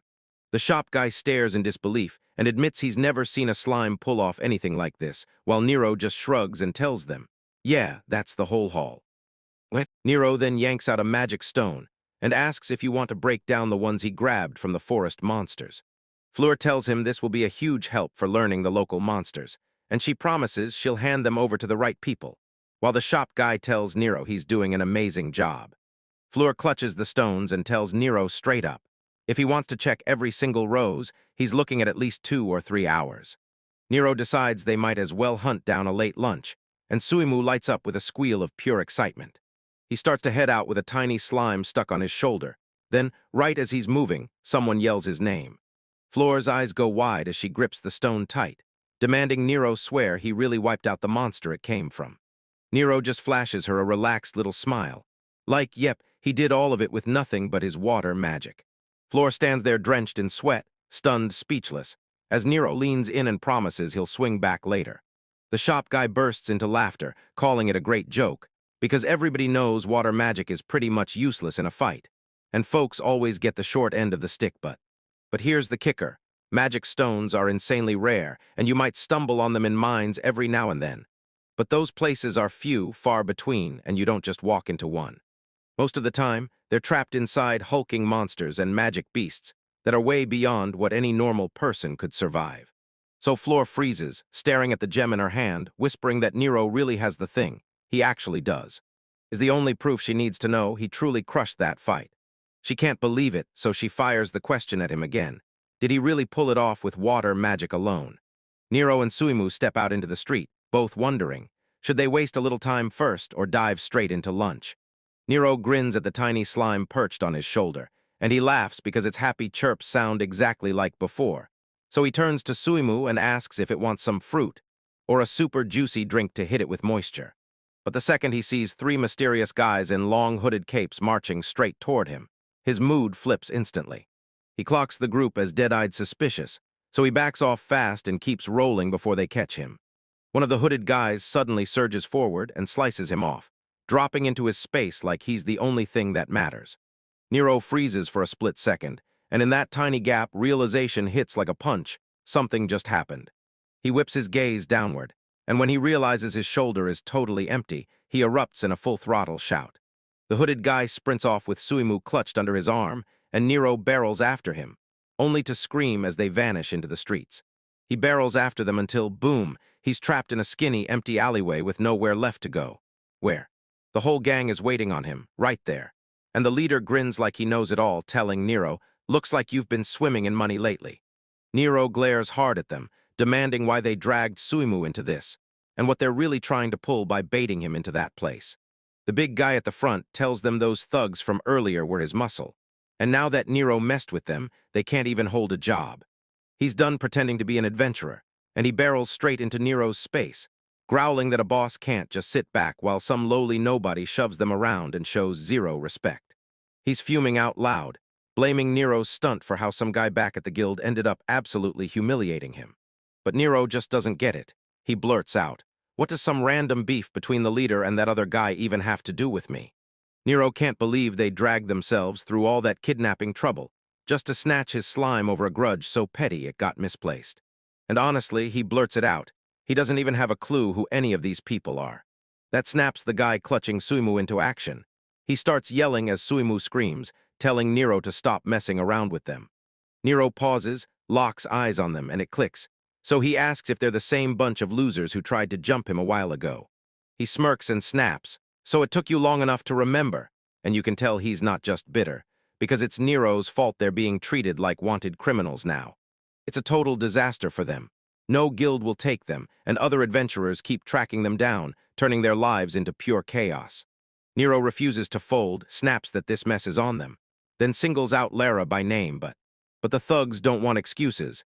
They snap at Nero to shut his mouth and empty his pockets like right now. That smug leader just stands there, flashing a nasty grin, and tells Nero to stop complaining and treat the money as payment for every bit of trouble he caused. And they're not guessing. They've clearly done their homework, because the hooded guy straight up says they already know he cleared the Blue Rose quest, so he snatched the loot, then taunted Nero as a weak water mage who probably cheated with dirty tricks, and declared that the reward was going to him. Nero glares at them with pure disgust and snaps. When did adventurers turn into nothing but a pack of low-life thieves? The guy clutching Suimu turns red with rage, snapping at Nero whether he has any clue what kind of mess he's standing in, while the slime just chirps like none of it matters. And he tries to act all tough, firing off a question to Nero about what he's really planning, only for Nero to plant his feet and hit him with the ultimate, "So what happens if you say no?" That thug doesn't hesitate for a second. He grins while he threatens to wipe out the slime first, then he'll come for Nero, but But Nero stays totally calm, telling them straight up that if they try any dumb moves here, they'll get caught on the spot and wiped out for good. The thug clutching the slime leans in and snaps at Nero, telling him to stop acting so naive, because they're not just bluffing about killing him. But the big guy in the middle smirks and says wiping out a kid and a slime is a piece of cake, because they've got fixers who do that kind of dirty work. Another guy with earrings cackles and tells Nero it's a tragedy he's not a girl, because then they'd have had way more fun with him. The boss demands a final answer, pay up or face death, and Nero just stares at the ground and mutters, fine, like he's surrendering. But it's a trap. Nero suddenly flings a fistful of coins straight into the leader's eyes, and the guy instantly snaps into a full meltdown from the pain. Nero screams for his move and launches straight into a counterattack, snapping out water magic instantly to yank his friend back. The thug still helpless, eyes shut tight, as the water whip slams around Suimu and yanks him free, snapping the moment into a full sprint into the next beat of trouble, making. Nero swoops in and makes Suimu squeal with pure joy, welcome back. But the rest of the crew is already snapping and losing their tempers. The guy with the earring seethes, snapping that Nero's just pulling out more bizarre tricks to outsmart them. They all rush in together, slinging a brutal wind blade and firing off a triple-shot arrow volley, all to finally put Nero down for good. Nero roars and slams up his water guardian's defensive spell shield. Then a towering wall of water erupts, crushing the wind and arrows in its path as it stops them cold.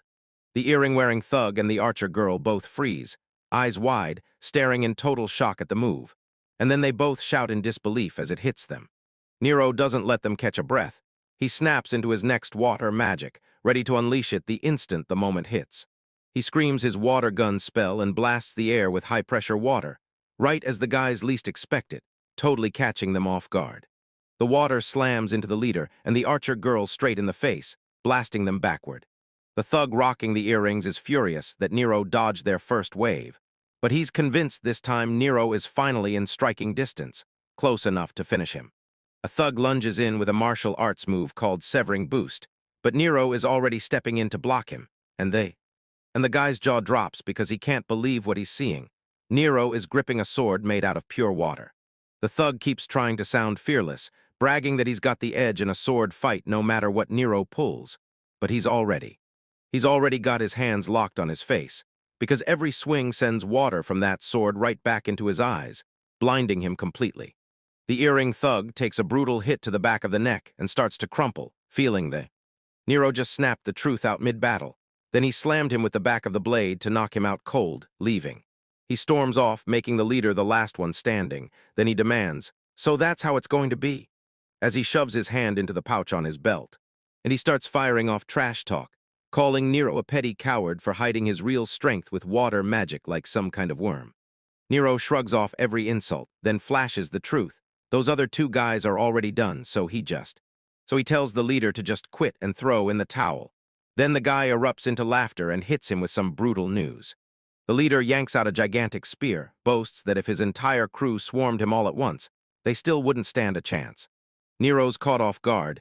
Did that spear really slip into a magic bag? And panic starts to claw at him because the thug flips the story. His crest is actually a spear.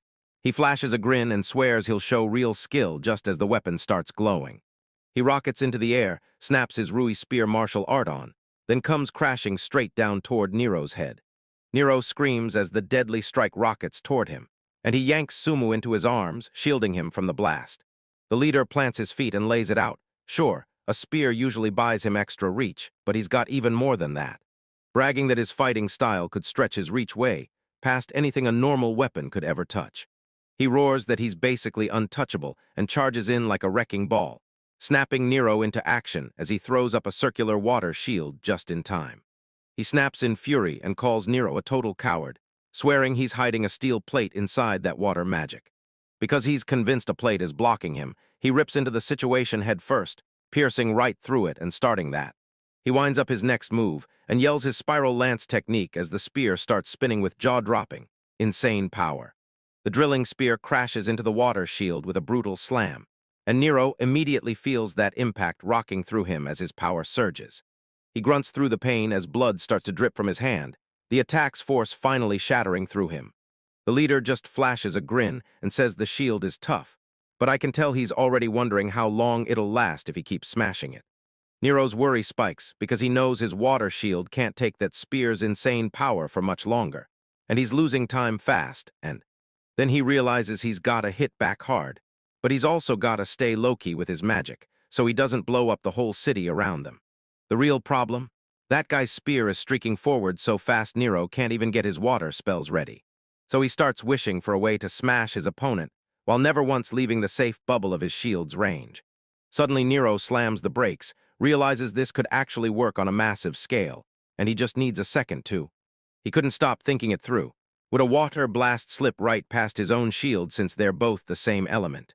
He charges in and screams, "Water Lance," as he blasts a stream of water straight through his own defense.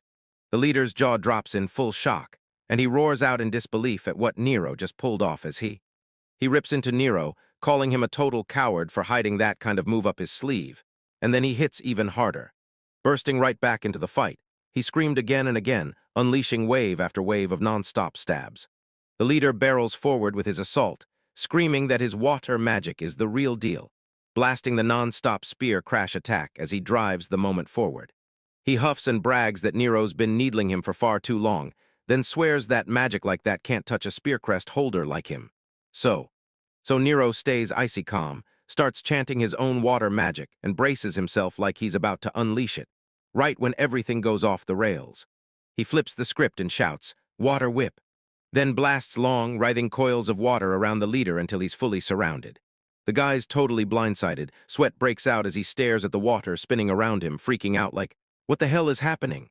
While, as he races to crack Nero's plan, he demands to know, did Nero make him block earlier just to line up that killer strike from the blind spot?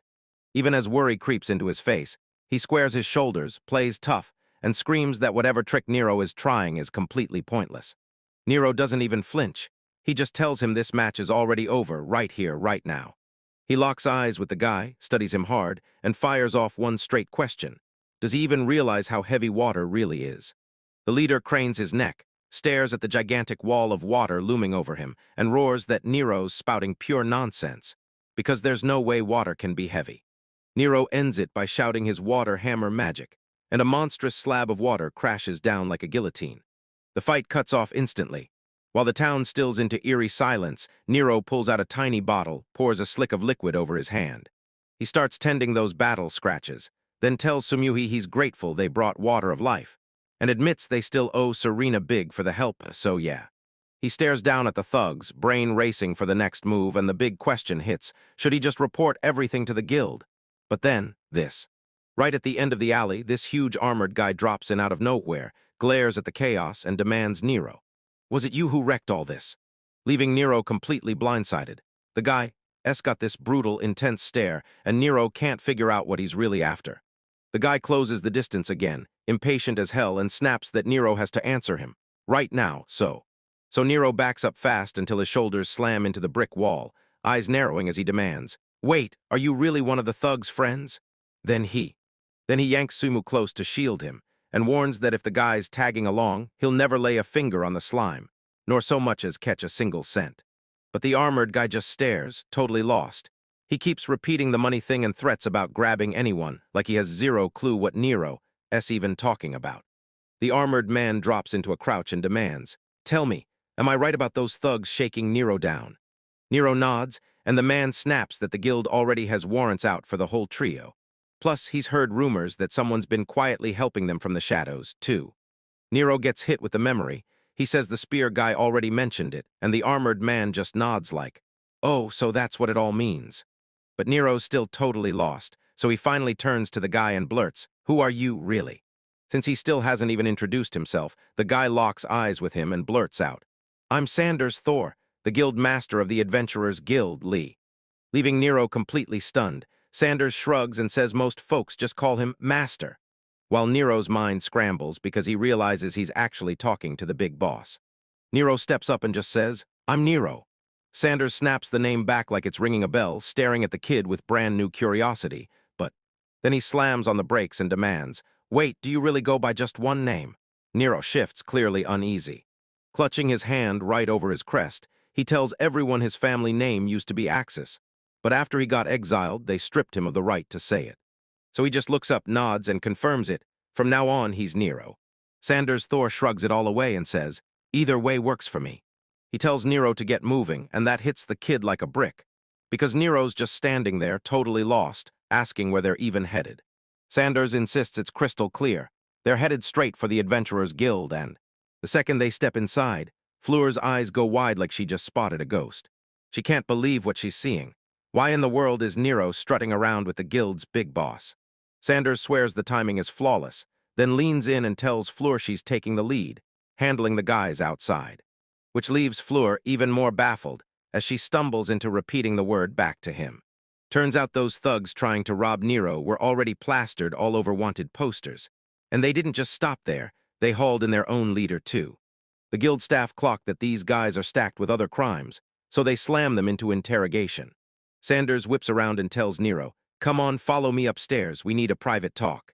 A tall girl with flowing long hair swings the door open and steps in with a bright greeting, and Fleur freezes, completely caught off guard as she looks up.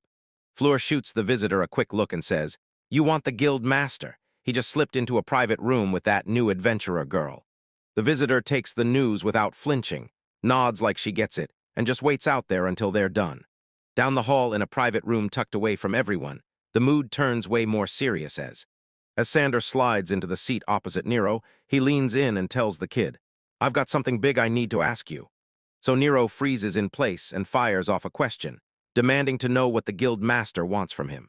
Sanders yanks out this huge magic stone and quizzes Nero, how in the world did he really beat the beast it was ripped from? The agraflession.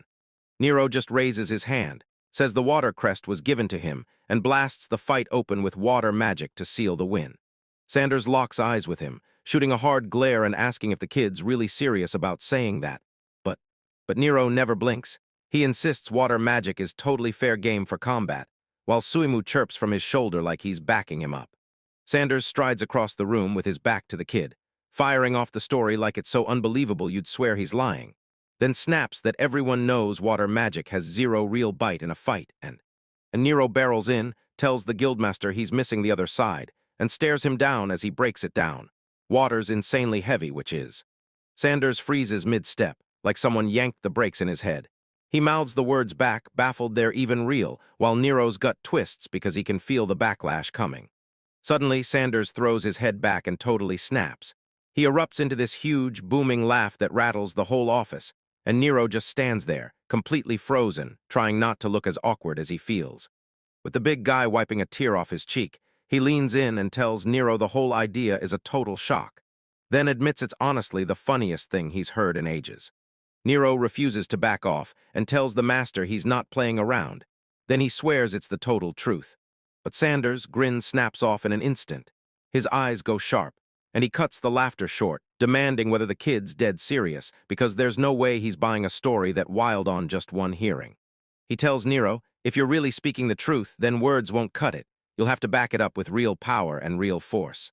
He jabs a thumb at his own chest with a feral grin, tells Nero to stop playing around. If he wants real respect, he needs to step up and fight him right now, and it could lead to disaster. It hits Nero like a lightning strike. He freezes on the spot, jaw hanging, stunned to the bone that he's actually expected to duel the guild master.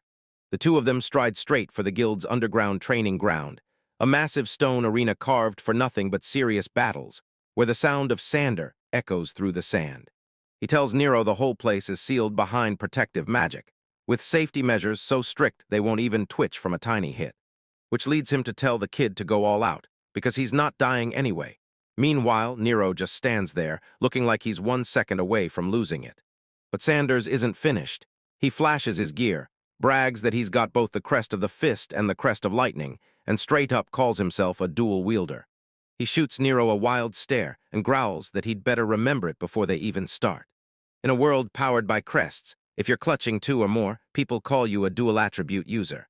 And yeah, getting both a magic crest and a martial crest at once is insanely rare.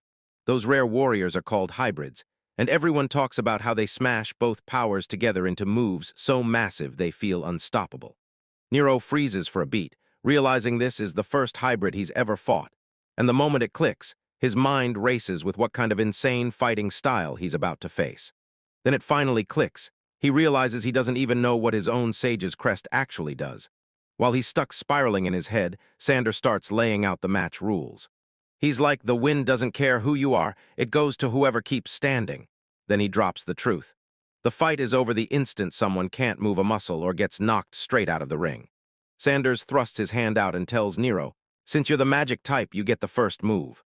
Up in the stands, some loudmouth turns to the crowd and grills everyone about whether Nero's really just a water mage.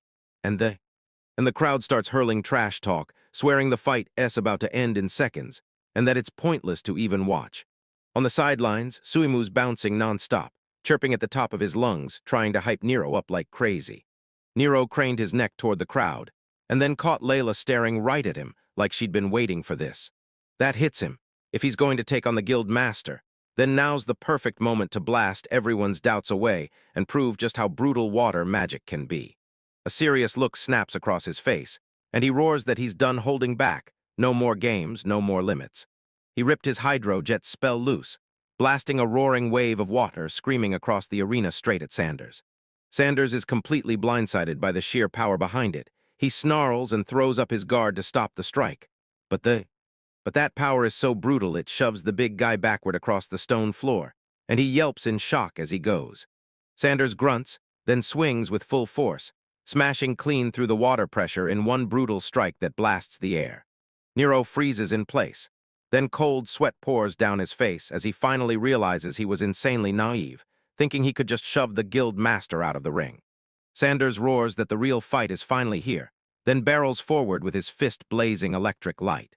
So Nero plants his feet and yells for his water guardian shield, snapping it up to stop the incoming strike. Sanders roars as he hurls his thunder fist forward and smashes his palm straight into the wall of water, where his gloved lightning slams the magic shield and sparks explode in every direction, until the entire showdown detonates into a hailstorm of droplets, blasting both of them backward across the arena. Nero slams himself to the ground, still stunned at his defense. Yeah, he was sure it would hold, got obliterated in a single hit.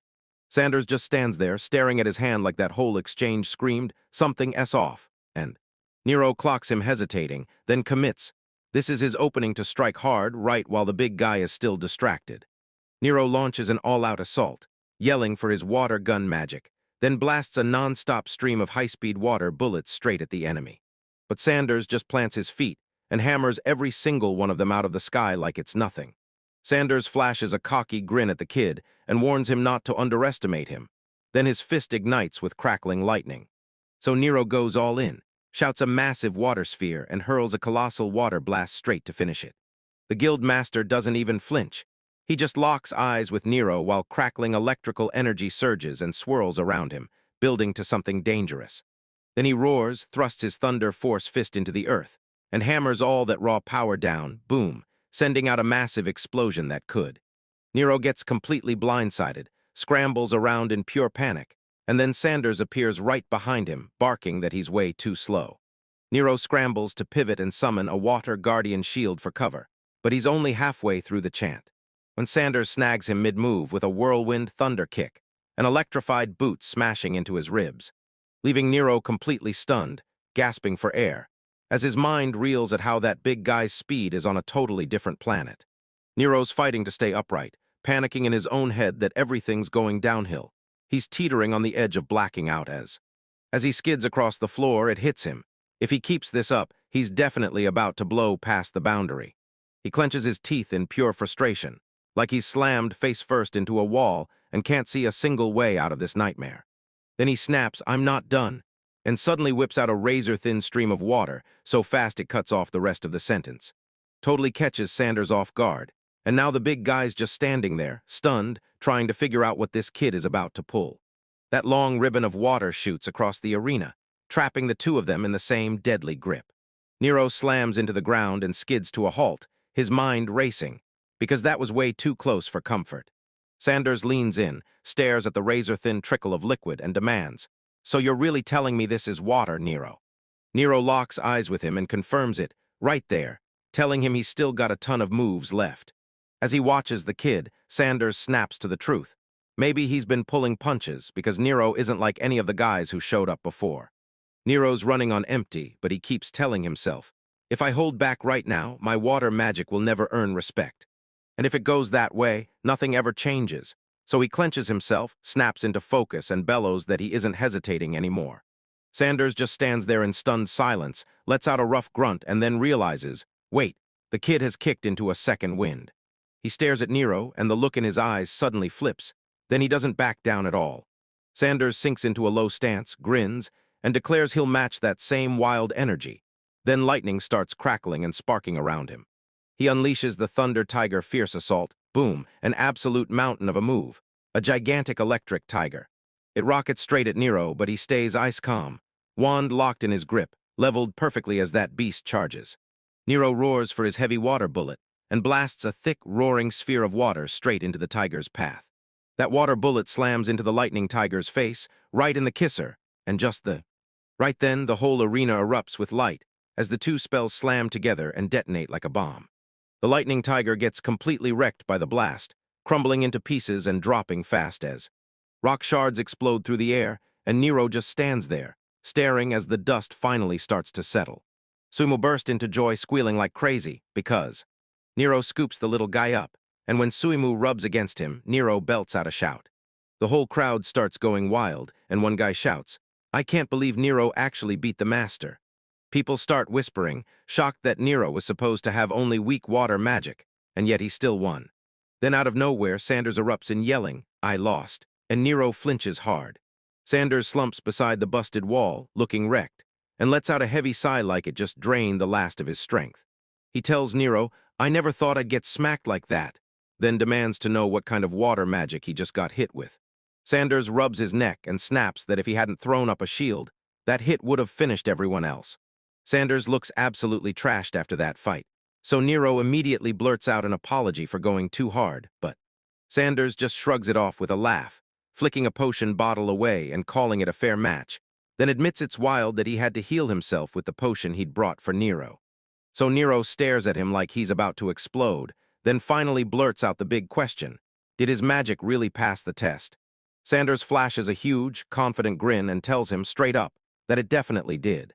The second he saw that first spell, he swore it was a done deal, because the power of that water magic made 0 sense, and then Sanders leans in and asks Nero what rank he's holding right now. Nero shrugs and says, "I'm only E rank at the moment."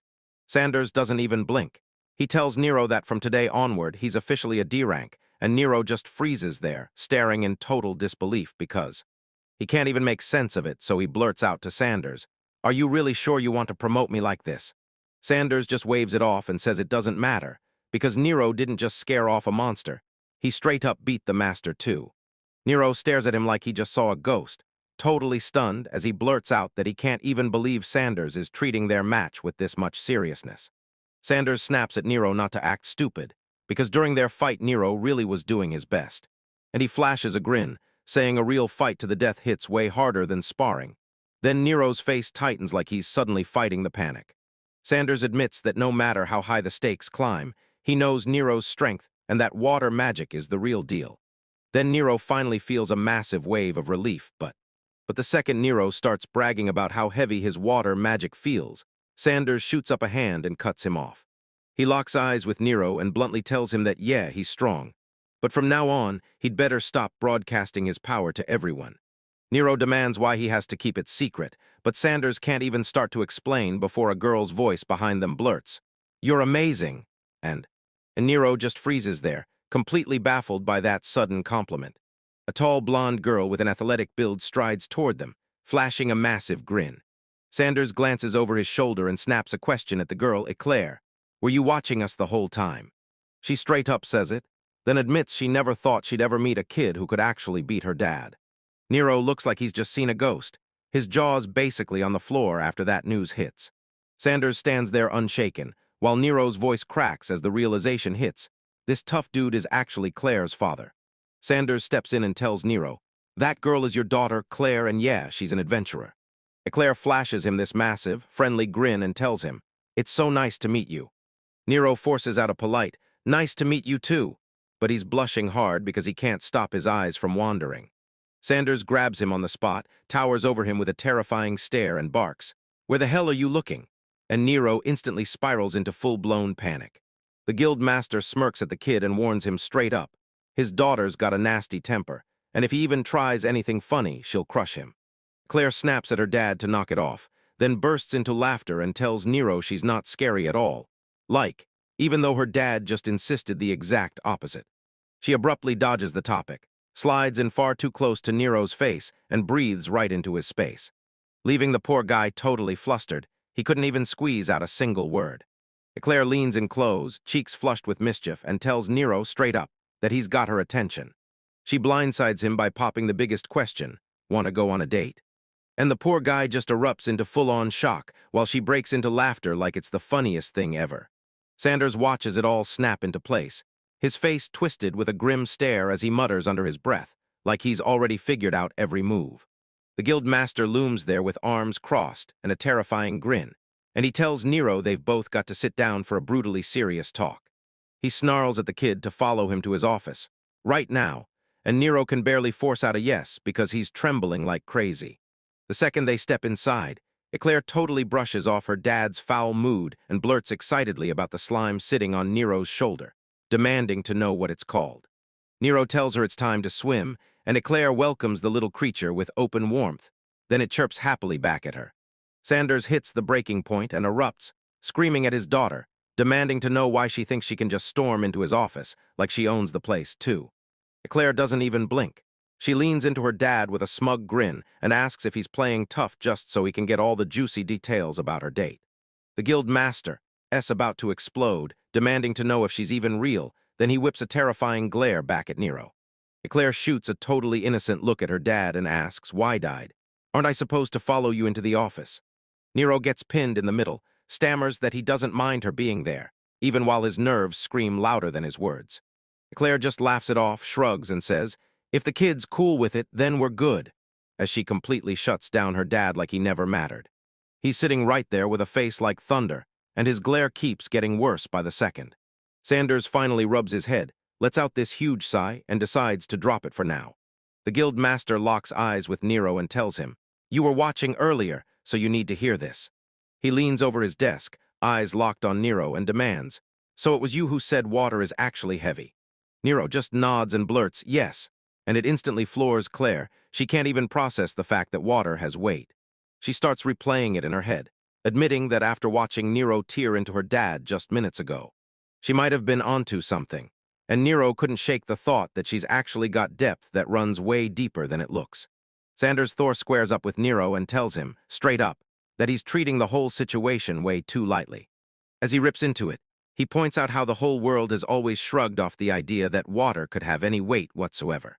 Nero has Suimu perched on his shoulder and admits, yeah, he used to believe the exact same thing. Then it hit him, this water wasn't normal at all. It was heavy in a way that crushed the soul, and the weird vibes he felt, that power was coming straight from the water itself. The moment someone suggests the water spirits are just messing with them for a prank, the whole conversation snaps into chaos. So it begs the big question, are the spirits really teaming up with Nero to help him out? Sanders shuts it down instantly, saying a simple water crest can't pull that off because spirit users are built different on a whole other level. While everyone else nods along, Nero quietly holds his tongue because the truth is wild. The new mark on him is actually the sage's crest. The guild master keeps pushing on, insisting everyone's old belief is simple. Spirits are the reason the water acts so strange. Laying it out like the church's teachings aren't just advice. They're hammered into you from the moment you're little. Sanders snaps that Nero's discovery doesn't just change things. It detonates the truth everyone's clung to and ruins it all. He points out, that's exactly why Nero has to keep his mouth shut. One slip, and it's going to kick up a whole storm of drama. Sanders asks if he gets it, and Nero just gives a shaky nod, forced to swear, "Don't worry, I'll keep it secret." The guildmaster tells Clare that those same rules hit her too, and though she nods along, Nero tightens his marked hand, admitting that, deep down, he's not trying to start any trouble at all. Right there, Nero freezes and drags his thoughts back to how everywhere water is in everyday life, and how he used to take it for granted. Only after he went to the well did it hit him. He'd never really felt the water's true weight before, and now its power was impossible to ignore. It starts to feel like someone wiped his mind and convinced him water was pointless, until his thoughts get yanked away. When Sanders finally speaks up again, he points out that Nero's magic is still insanely weird, no matter how heavy the situation gets. As he stared closer into the eye, he checked, just to be sure. The mark he'd been handed was nothing more than a plain, standard water crest. Nero stammers his explanation, and Clare simply tilts her head, like, "So you're saying the guild master is wrong about?" Nero admits he's just as lost as you are. Then he goes, "Look, a brand new crest popped up on my hand out of nowhere." And that's when everything changes. Clare leans in and snatches his arm to inspect it, but her brow furrows, because there's literally nothing there to see at all. Nero tells them the mark is basically invisible to everyone else, and Sanders Thor just glares him down like he's hunting a ghost. He keeps shouting, "Invisible," like he can't process it, then suddenly slides in close and ambushes them both before they can even react.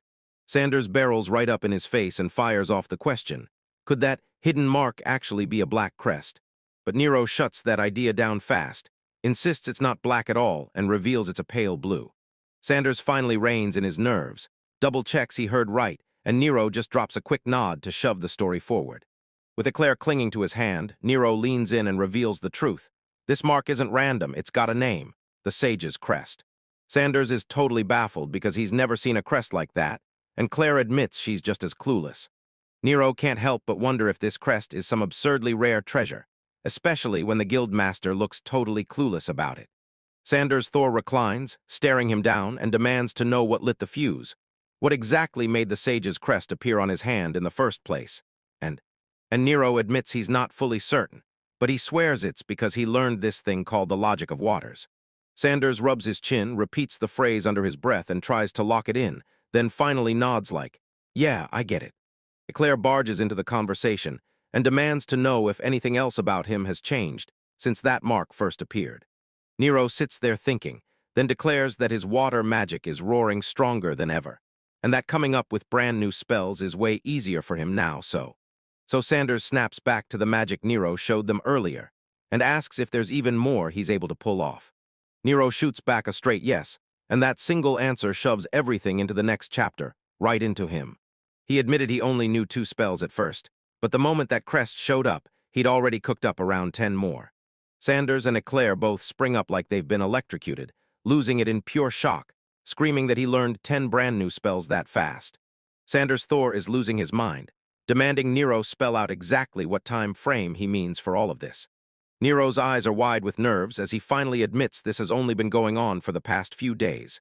And then, and Clare's jaw drops. She's calling it insane, because even she needed a whole month just to begin, then 3 more to finally get anywhere.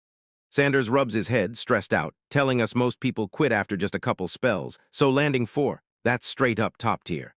He tells Nero to skip the D-rank exam and go straight for the C-rank 1-2, and it absolutely blindsides Nero. Clare ducks into the clothing stall and tells Nero she's already locked in for that exam, so if he gets recommended, they can both take it together, right there. Nero asks if it's really okay, but Sanders just cuts in and tells him. This is his honest assessment of Nero's power, nothing more.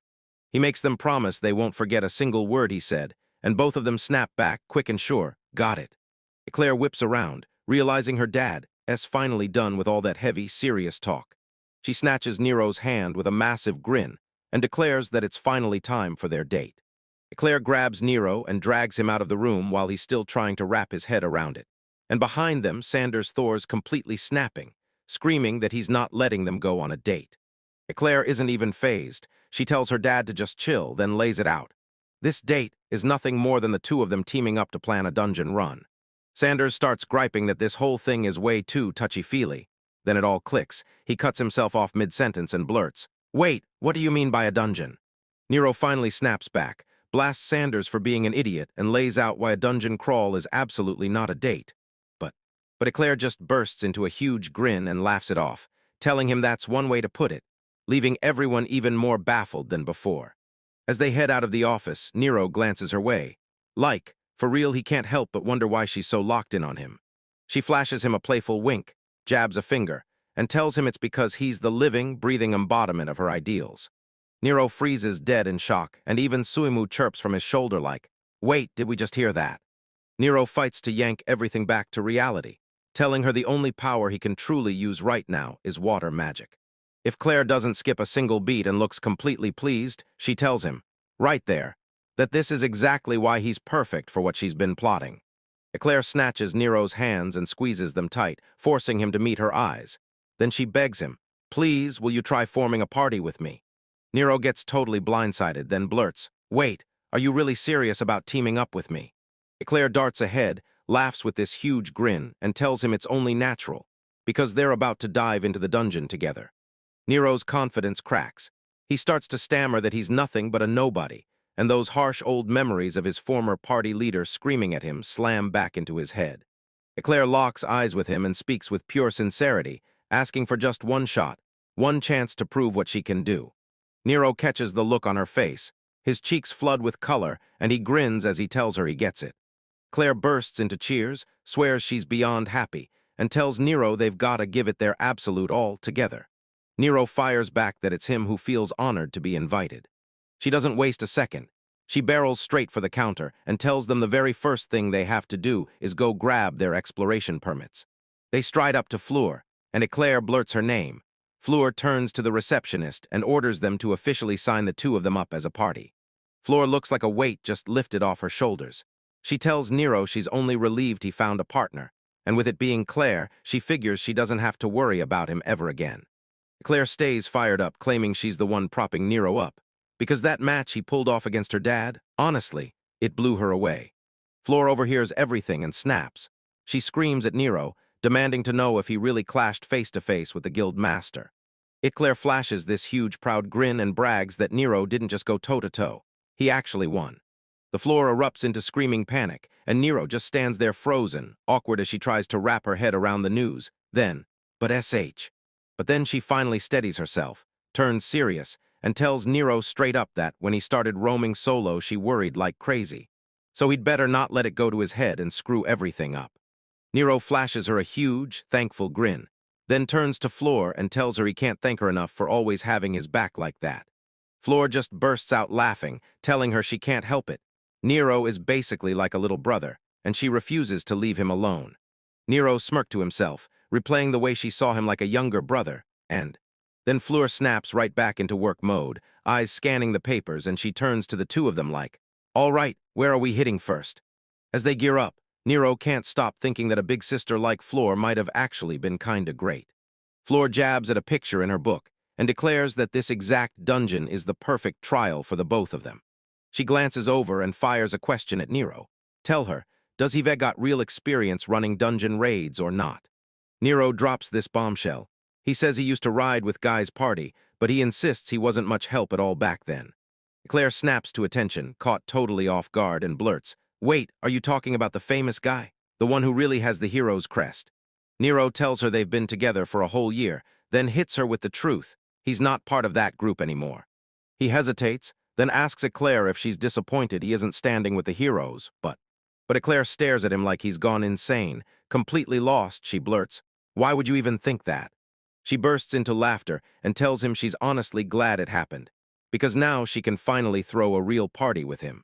Then she starts to worry, and blurts out that saying she's glad might have come off as a little insensitive. Nero flashes her a warm smile and flat-out thanks her, and you can tell it hits him deep. He says, hearing her say, that finally puts his mind at ease. Clare still looks totally thrown off, but she breaks into a soft smile and says, as long as Nero's happy, then I'm glad to. Watching them, the floor suddenly starts spouting propaganda, bragging that both of them are fresh, innocent, and pure. Fleur lets out a heavy sigh and blurts out how she wishes she were younger, but Nero zips in and reminds her she's still got plenty of youth. She insists she's still totally in her 20s, but Clare snatches that claim right out of her hands, claps a hand over her mouth before she can even finish. At last, they break into the office with big smiles, and he shows the paperwork, registration, officially all set. She fires off a serious warning, stay sharp, the dungeon isn't mapped yet, and the two of them just burst into cheers. The sun dips behind the guild as everyone snaps to attention and wraps up the day's work. And he waved goodbye clear as day, telling Nero they'd meet at the fountain at 6 tomorrow morning. Nero promises he'll be back, and as Suimu nods off on his shoulder, he turns to leave, only for things to slip out of place as he walks away, and he starts plotting a trip to the church for more holy water, completely ignoring the hooded guy lurking in the dark, watching his every move. Hilton pushed back from the table after eavesdropping on Nero's talk, then stared in disbelief, wondering if they're actually marching straight to the dungeon. He's pretty sure he just tripped over something incredibly valuable, so he rubs his chin and grinds his thoughts into the perfect next move. Hilton swings open the door with his cane gripped tight, and the second he steps outside, a scruffy thug steps in front of him, snarls for him to get out of the way, and orders him to keep his mouth shut. Even with a blade pressed into his back, Hilton stays ice calm and just calmly tells them he understands. A thug creeps into the quiet hallway right on his heels, convinced he's stumbled on the perfect easy mark to rob. The guy taunts Hilton, joking that the moment he's got that robe on, he can still spot the pricey clothes underneath. And then he leans in and demands to know how much gold he's carrying. He tells Hilton to hand it over if he wants to keep breathing. But the old man bolts faster than anyone in that room ever thought possible. He drove a brutal slam straight into the thug's gut and knocked the wind out of him instantly. Hilton towers over him while the guy crawls on the floor, begging, "Do you really think that pathetic excuse would ever work on me?" Hilton slams the thug's face into the floor and growls that they never should have underestimated him. As he presses a blade to the guy's neck, he practically dares him, saying it'd be so easy to slice his throat right on the spot. He spirals out of control, pleads for forgiveness, and finally admits he never had a clue Hilton was that strong. Hilton keeps him locked in a stare and hits him with, "Got any other friends around?" And the guy panics, nervously saying, "Yeah, but that old man means business. Answer the question for real or you're dead." Terrified the thug by blurting that there were tons of guys just like him, and that the local criminals were basically all brothers. Hilton lets out a slow, thoughtful breath as the news hits him, and somehow it looks like he's got a plan, yanks the guy's hair back and leans in like, "So you're really just desperate for cash, huh?" He flashes a creepy grin and tells him, "Forget killing me. How about a job instead?" Later on, Clare grabs Nero's attention and warns him, beast-type monsters stalk these mountains, so they'd better stay razor-sharp as they push deeper into the woods. Clare admits her dad straight-up told her, "If Nero pulls anything weird on this trip, you report back."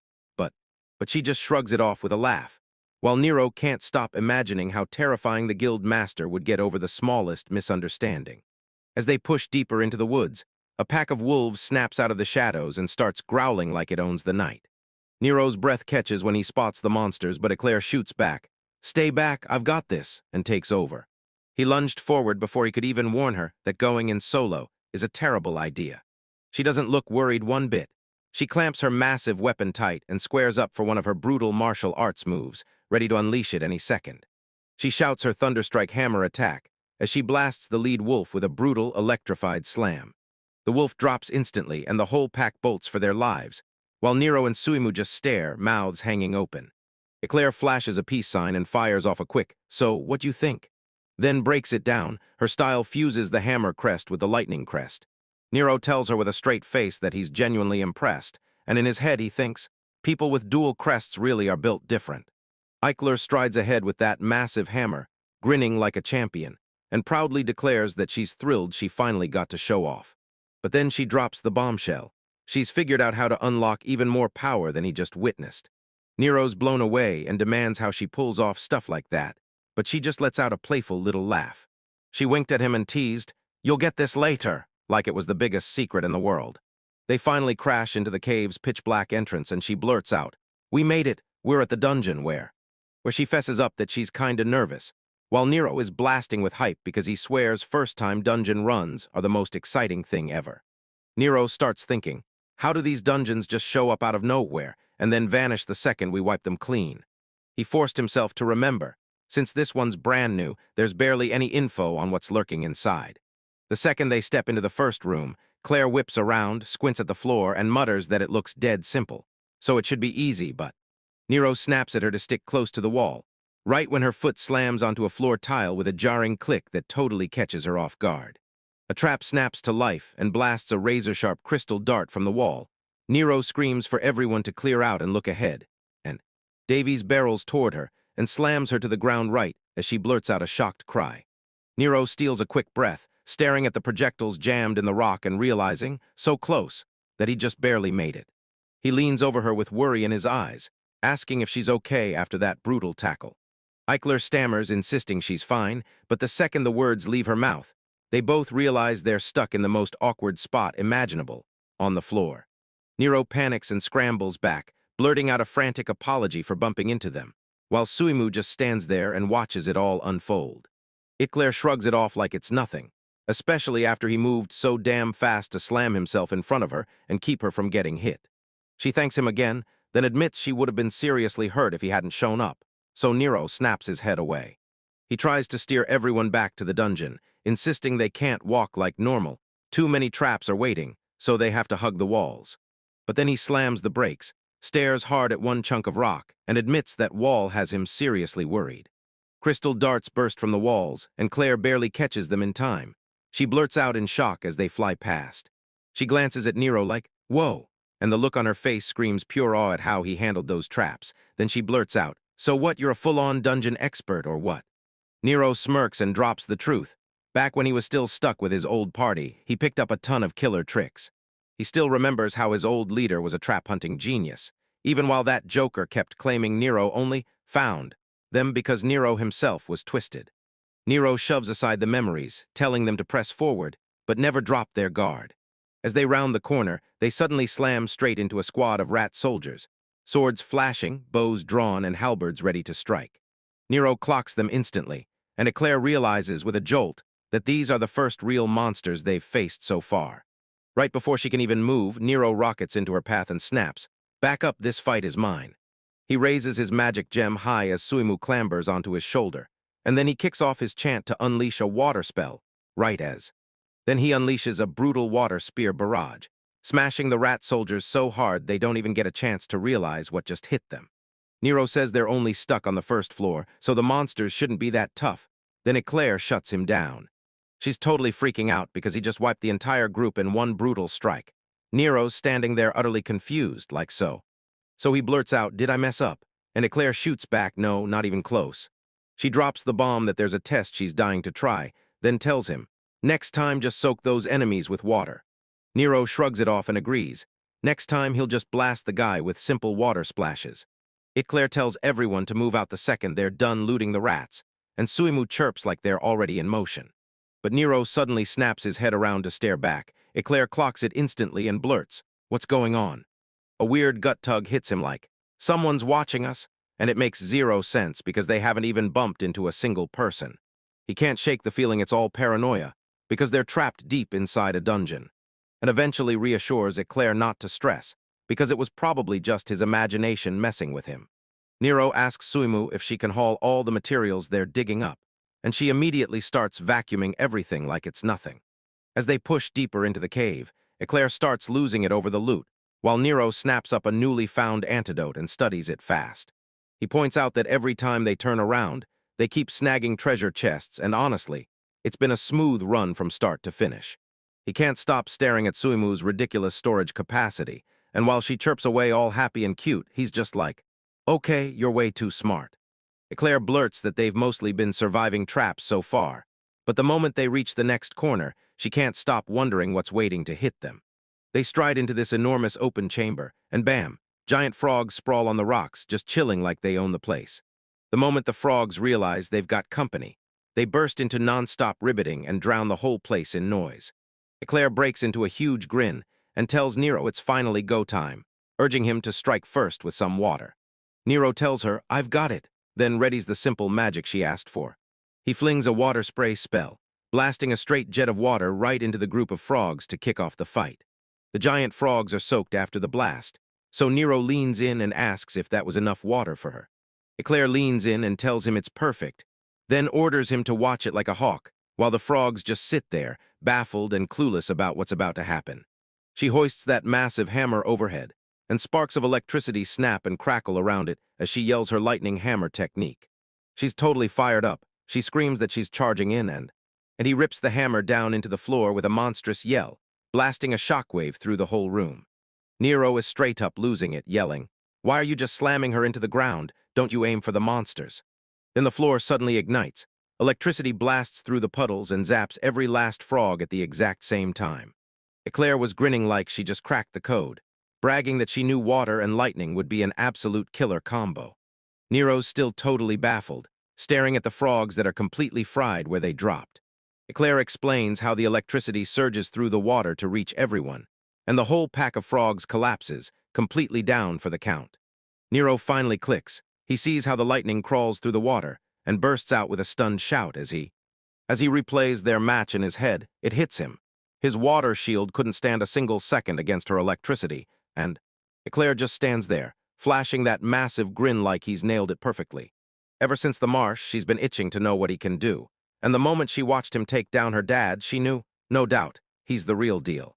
So Nero just freezes there, still half dazed, because the idea of his water acting like a conductor absolutely blows his mind. He freezes for a split second, and a brand new thought hits him so hard he starts to wonder if was that combo the real reason she hauled him into this dungeon in the first place. Clare doesn't even bother hiding it. She beams and tells him that's exactly why she needed a water user. She breaks it down.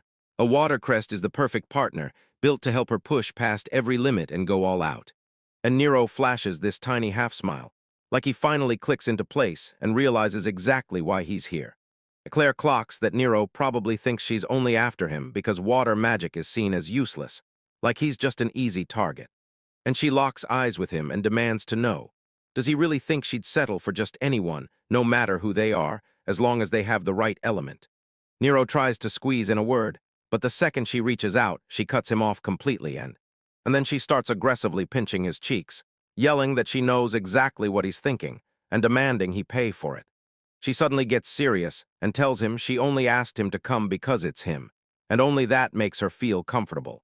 Clare tells him that watching him go toe-to-toe with her dad hit her hard, especially seeing how much grit it takes to keep standing and never, ever quit. That's why she started trusting him with her whole heart, especially once she saw him always have her back the moment they walked into this place. She confesses she planned to wait until they cleared the dungeon to say it right, but the moment she starts talking, she shoots him a huge grin, thrusts her hand out, and asks if he wants to team up for an official party with her. Nero pauses for a heartbeat, then a grin snaps onto his face as he quietly thanks Clare for the offer. Nero takes a beat to apologize for how hard he'd been on himself earlier, like he needed to say it right now to make it better for them. Telling Clare he's just insanely happy she thinks this highly of him. They sealed the deal with a firm handshake, and both of them were ready to team up and make it happen. And Clare leans in and tells him, if you just get it, then own it, because you're honestly pretty damn great, so act like it. But then she jerks to a stop mid-sentence, eyes widening like she just saw a ghost. Nero jolts a little when he asks, what's wrong? She grabs his hand on the spot, yells that she knew all along, and now he can finally see it too. She pointed straight at the glowing crest he'd mentioned earlier, grinning so hard it practically lit up the room. Nero's jaw drops to the floor as he blurts out, asking her if she can really see the mark on his hand. And she just bursts into laughter, swearing she sees it perfectly, leaving him totally speechless, like his brain can't process what just happened. Nero blurts out apologies nonstop, like it's automatic. He's been drilled by the night leader's breath on his neck for so long that even now he can't stop feeling jumpy. Clare keeps pouting at him, demanding why he's even apologizing, and she snaps that if he's really thrilled about the crest, he should be celebrating, not caving under guilt. She swivels toward the tiny slime perched on Nero's shoulder and asks Suimu, don't you think the same thing? But the little guy is already fast asleep, completely out of it, and it clearly hits like a truck, because the crest is finally visible, and that's a massive shock. She gets quiet for a second, staring into space as she blurts out, why would something like this hit so suddenly, out of nowhere? Nero can't shake the feeling this has to mean something real, and his thoughts snap back to the instant he first got the sage's crest. Remember that voice promising blessings to anyone who truly masters the power of water. He starts snapping everything into place, convinced it has to do with the way his water magic reacted to Clare's lightning earlier. Ever since Clare caught the shift, he fired off a round of his magic to test everything firsthand. And Nero realizes that was probably the exact second he synced with the water principle. Right then, and only then, he finally sees the mark glowing on his hand. Clare listens to Nero's theory and bam, everything starts clicking into place in her mind, and she finally figures out the missing part. She's about to finish the puzzle. He finally cracks why his crest popped up, and she goes totally wild. Like, this is proof we're about to become an even stronger team. Nero bursts into laughter and nods along, while Suimu bounces on his shoulder like pure joy, way too happy to hide. Clare shoots ahead and yells that it's time to crash back into their dungeon run. She's already in motion, ready to start when a desperate scream for help rips through the air down the path. Both of them stop dead in their tracks, instantly. Nero can't help wondering if other adventurers are trapped in trouble too. Then Clare snaps, something's really wrong, and shouts that they've got to hurry before it's too late. They bolt through the dark stone tunnels at full speed, sprinting straight toward the source of the noise. They slam into a huge chamber and yank their weapons free. Then they lock eyes with a monstrous creature right in front of them, towering over everything. Towering over the two guys on the ground, the beast snarls and drools like it's seconds away from ripping them apart. Nero freezes in pure shock, staring that monster down like, "Tell me, am I really looking at a magic beast red bear?" Clare is totally rattled. She shouts that this isn't even a high-difficulty dungeon, so she can't make sense of why everything feels this brutal. Why in the world is some high-level magic beast here? Because right now, a giant plant monster with rows of teeth is lunging into the scene, and it's only getting louder from here. Looming over the whole area, these Aglaphleesians are the exact kind of nightmare they already fought in the forest, and there's just no way this many should be showing up. But the danger is right in their faces. One of the adventurers shrieks for help, screaming that the bear has flipped because it caught the smell of his friend's blood. As Nero screams that they've got to move and help them right now asterisk, he whips his head around, only to find Clare frozen in place, wearing this unsettling dark expression, silent as a threat, like she's holding back something huge. Nero suddenly yells her name and yanks her back to reality. She jolts hard like she'd been gone for hours, and then she starts to. He apologizes and asks if this whole setup doesn't feel weird, and both Nero and Suimu nod because something is definitely off. Then, a thunderous roar rips through the entire room. Nero barely has a second to react before the red bear lunges forward. Terrified, the guy on the ground begs for help, yelling at them to hurry before both he and the bear get killed. Nero snaps into action, screaming for everyone to duck, and while Clare lunges to stop him, he's already barreling straight at the monster. That red bear snaps into action and whips out a massive swipe, quick as lightning, deadly as it gets, and it's right there, right. Nero roars at Clare, telling her he drenched the bear with water, so now her move should hit way harder. Clare snaps, "I've got it," clutches her hammer like it's a promise, and lunges straight in for the kill shot. Clare rips out a brutal scream and drives her weapon straight into the monster, smashing it, causing. Nero realized the truth. His water magic wasn't just there, it was helping Clare's attacks connect. Then Nero. Nero snaps his gaze back, and out of nowhere, a hand lunges in and drives a dagger straight through Suimu. Nero snatches Suimu and yells his name at the top of his lungs, right as the guy they came to save just stands there, gripping a knife. He looks completely unhinged, ranting that even a measly slime managed to trip him up. Nero's completely lost on what's happening, especially when the other adventurer starts screaming at his friend for blowing up the plan. Suimu lets out a tiny chirp, but Nero just clamps him in his arms, shaking with sheer panic over the betrayal. Turns out slimes shrug off blades like nothing, and honestly, that's a lifesaver because it's about to get. Clare whirls around and shrieks at Nero, "Tell me you're okay," while those two guys just stand there, frozen. The axe-wielding guy scowls like thunder and snaps that if Clare shows up, she's going to be a nightmare for them. Then the moment just. But the other guy just flashes a tiny object and tells his friend, "Don't worry about it," like it's nothing. Clare pushes the pressure higher, screaming at the bear to lock eyes with her. Then the moment just slips away, Then the monster's eyes ignite with a savage glow, and it unleashes a roar so powerful it rattles the air like thunder. Clare grinds to a halt mid-swing, utterly frozen as the beast's power flips out of nowhere, and before she can react, before she can even blink, the bear launches forward with insane speed. She instantly feels it in her bones. This thing is stronger than it was a second ago. The knife-wielding guy flashes a grin, bragging that the bear got 3 times stronger now, and that Clare has 0 chance of winning.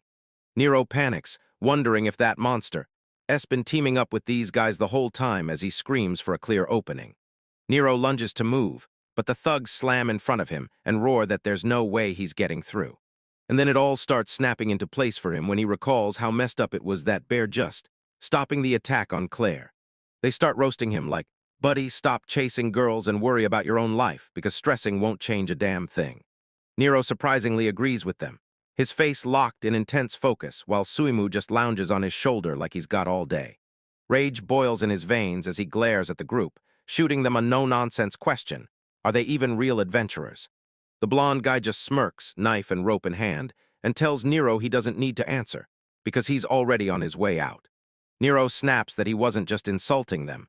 He was calling them a disgrace to real adventurers, or admitting they might be total fakes, making The axe-wielding brute cackled, bragging that Nero's head was worth $1 million, and claiming it was basically free money. The thug wastes no time. He swings his axe straight for Nero's head, screaming that he should die. Right as the blade is about to slam in, Nero snaps his water magic out and shuts the whole attack down. Nero blurts out a defensive spell on the spot, snapping his shield of the water guardian up to intercept the attack, and the armored guy can't even process what he's seeing. He blares out in pure shock as the water slams into him and shoves him backward. Nero won't give him a single second. He blasts his water gun magic with 3 lightning-fast shots. He slams the guy into the wall so viciously that his helmet and axe explode out of his hands and go flying. The tunic-wearing guy snaps, screaming that Nero was supposed to be a pathetic weakling with useless magic. The blonde-haired partner shoots back that he has zero clue what's going on, then shoves the idea straight at him. Just get in there. The blonde guy snaps his whip to seize control, aiming to hit Nero out of nowhere. But then another thug lunges in, shouting his 3-way toss martial art as he hurls a whole storm of daggers at the same time. Nero blocks on the spot. An ugly blast of water slams the thug in the face before he even gets his move out. With the second guy crumpled and groaning on the floor, Nero snaps his gaze to the last thug and tells him, "You're the only one left." Nero clocks the thug and realizes the whip isn't the real danger, because he already saw that monster obey him earlier, and now he's sure this guy's a beast tamer crest holder. And he proves it instantly. He shouts for his skill, his bracelet blasts into life, and a blazing glow floods the whole place. Suddenly, the whip catches fire and whirls through the air with a thunderous crack as the guy swings it around. Nero's trying to pin down whether it's fire or a composite element, but his real focus is the one thing that won't leave his mind. He saw that bracelet glow for real. He asks if that thing is a skill jewel, and the thug just erupts in laughter, like, "Nah, kid, but you're quick, you catch on fast. These rare jewels are legit game changers. Slap them on, and you can unleash wild powers even if you don't have the right crest. They dig up rare gems from brutal dungeons. Then you've got to slam them into mithril bracelets before the magic even kicks in." The thug roars that it's go time and whips his flaming whip forward, blasting a wall of heat straight at Nero. Nero keeps his cool with Suimu perched on his shoulder. Then he jabs his staff forward as water starts pooling at the tip. Fire and water smash into each other with a deafening blast, blasting steam and raw energy everywhere as their powers collide. The thug's eyes snap wide as sweat starts pouring. His cool evaporates in an instant, and he blurts out, "She." And he's snapping in pure disbelief, stunned, staring at that soaked whip, trying to wrap his head around how his fire got snuffed out right when. They've always warned him that water magic is totally useless in real battles. Yet Nero just stands there, daring the world to underestimate him, watching that guy spiral out of control, because everyone grows up thinking water magic can't touch a fight, so Nero finally clicks, because even he used to think it was weak until his sage crest showed up. He knows there's no way he could have stopped that flame whip, so he can't help wondering why the world keeps shutting down the idea of water might be strong, but honestly, he's not about to justify himself to a guy like this. Doug can't believe it. He's getting wrecked by useless magic. Then Nero snaps, calls out a water hammer. Nero glances over and screams for a clear shot. Then a massive pillar of water slams down on him. She stands there in front of the red bear, but the moment it sees her, confusion hits it like a storm and it looks completely lost.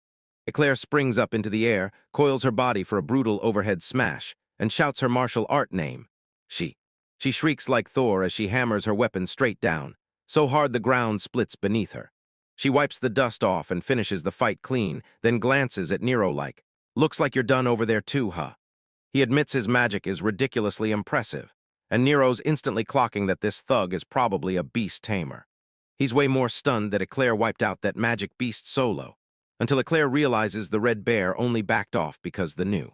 Nero slapped the controller out of his hands, so she threw him all the credit, but Nero snarled, "That's not true," and the argument didn't even end. Admitting he just charged in blind while she was the one who spotted the trap first, Clare flashes a smile and starts explaining her. Her huge moves need time to charge, so yeah, Nero really saved her, and when she looked at the guys sprawled on the floor, she can't help but wonder what their endgame even was. And then Nero drops the bomb. They'd been yapping about a 1,000,000 Marin reward for beating him, which leads. Clare spits out a look of disgust. She calls them the scum of the earth for their greed, while Nero shrugs and says they got exactly what they deserved. Clare decides the smartest play is to rip the guys of their gear, use it as evidence, then tie them up, leaving them right there in the dungeon. Nero knows it's brutal, but he tells himself there's no choice, because they can't exactly drag. Prisoners were dragged along, and these were the ones who started it, jumping them first. Clare can't help but wonder if she should really leave them tied. Then he realizes this isn't just monster bait, because they're somehow hauling high-end skill jewels, even though they're broke. And that's when Nero's whole plan starts to crack, making Nero realize something is off. Then it clears, rush in, grabs one of the thugs to tie him up, and a cold voice cuts through the air. He tells her to drop it, and right away Nero feels the danger. He erupts in a scream for Clare to get back, but before if she can even react, a blade screams through the air and carves the thug's throat open, blood exploding across the floor. Nero fires up. Then the watch goes clear, and the rest of the thugs get wiped out too, one slumping against the wall with a whole strip of damage. Straight through his chest, Nero yanks Clare back and roars into the dark, demanding whoever is lurking there finally show themselves, right when the killer finally steps into the light. Nero snaps to a complete standstill, stunned out of his mind, blurting out why they're here at all. Nero spots the guy lurking in the shadows, blurts out Hilton's name, and the moment he does, the man just smirks, fixes his monocle, and asks if Nero really remembers him from back when he was acting like it's nothing. He shrugs and says he's only there to dump some useless trash, and then he plants his feet and squares up to the whole group, saying again and again that all he wants is to erase a worthless speck of dust, making Nero snaps, demanding to know why he's even doing this, and tells him he can't remember anything that would have made him want Nero dead. Then Hilton. Sultan just lets out a heavy sigh, saying it's a real shame Nero can't even figure out why he's being purged in the first place. Then he gets even harsher. He rips into Nero, calls him a disgrace to the Axis family, and then says that's exactly why he's coming personally to wipe him out. But Clare had it. She snaps mid-sentence, fires back, and demands who does he think he is to talk to Nero like that, and that's makes Hilton smirk. He calls her a lovely young lady, but it's a trap. He's setting himself up to look. Nero stared him straight in the eye, and when he said he was genuinely impressed that even an idiot like Nero could win a girl like her, that leaves Clare totally flustered, wondering if Nero's some kind of womanizer, only for Nero to look dead tired and tell her he's sorry for all the trouble. Nero leans in and reveals the twist. Hilton wasn't some random helper at all. He was the butler of the house where Nero grew up, and even though that guy used to look after him, everything snapped the moment it happened. Watercress Hilton started treating him like a total stranger. Clare gets completely blindsided and blurts out, "Wait, do you seriously mean a family attendant?" And then he bursts out in shock, shouting, "Wait, are you talking about the Marquis Axis family, the legendary crew of power magic monsters?" Nero just glances away, gives a low, quiet nod, then snaps that after he's been exiled, his family name shouldn't mean a thing anymore. He whirls back on Hilton and roars, demanding to know why he's only just now showing up after all these years. But Hilton shrugs it off like it's nothing, claiming those mistakes were probably baked into the whole process. A cold, razor-sharp look flashes in his eyes, and he tells Nero that the fact he's still breathing, when he should have been gone for ages, means he had no choice but to come face to face himself. He finally admits he never thought he'd be forced to get his own hands dirty like this. Makes Nero snap and realize Hilton was the one who sent those 3 thugs after them earlier. Then Hilton just cackles and says, "You nailed it." Hilton nudged his glasses, admitting the whole thing caught him completely off guard, because he never saw those thugs getting beat by the guy he'd just call a talentless piece of trash. And Clare sure won't let it slide, snapping, telling him to shut up, and insisting that Nero's water magic is actually freakin' incredible. Hilton glares down at the guys sprawled on the floor and figures this is some against third-rate losers mess. Sure, Nero's magic could help a little, but Clare won't back down. She keeps insisting that Nero's magic is solid, and that the only reason he can't spot it is because he lacks the eye for talent. Suimu chirps right along with, as Hilton goes stone quiet for a beat. He mumbles the same words under his breath again and again, not even looking up before. He snaps completely, spits out "bastard" at her, and screams that she dares to mock the master. Clare's completely blindsided by his sudden outburst and shoots back, asking what on earth his problem is. She won't back off. She snaps at him that it's painfully obvious he's the one who can't spot talent, because Nero's magic is clearly insanely strong, so that means. Hilton snaps his eyes shut in pure frustration. Then he blurts, "If she feels like this, I can't just drop it anymore." He looms over them and declares that Lord Nero already sentenced every single one of them as completely incompetent. A lone silhouette of Marquis Gyral Axis rules from a throne, reigning over the mighty Axis family as. He makes one brutal rule: talented water mages aren't allowed to exist, so now he's branded Nero useless and has decided to kill him for it. Hilton shoots a terrifying glare into the room and declares his master's word is absolute law, because he'll never, ever be wrong. He lunges toward the kid and bluntly tells Nero, straight to his face, that he's going to kill him right where he's standing. Nero refuses to back down, claiming this wild logic is exactly what he figured a loyal guard to the Marquis would say, while Hilton just snaps back that it's nothing but selfish talk. Nero lunges in front of Clare to shield her, insisting he's the real target and no one else should get pulled into this. Then he stops, ready to say the rest. Hilton just stands there with his back turned, then shuts the whole idea down with a freezing no.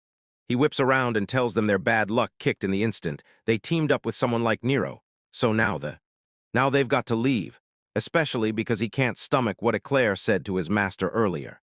Nero erupts into shouting, warning him that Clare is the guild master's daughter. Mess with her and it's gonna be a disaster. So he grabs Hilton's attention and begs him to take him instead, sparing the others. Clare stares at Nero like he's lost his mind, blurting out, "What are you even saying?" While Suimu only lets out this tiny sound, Clare can't wrap her head around it.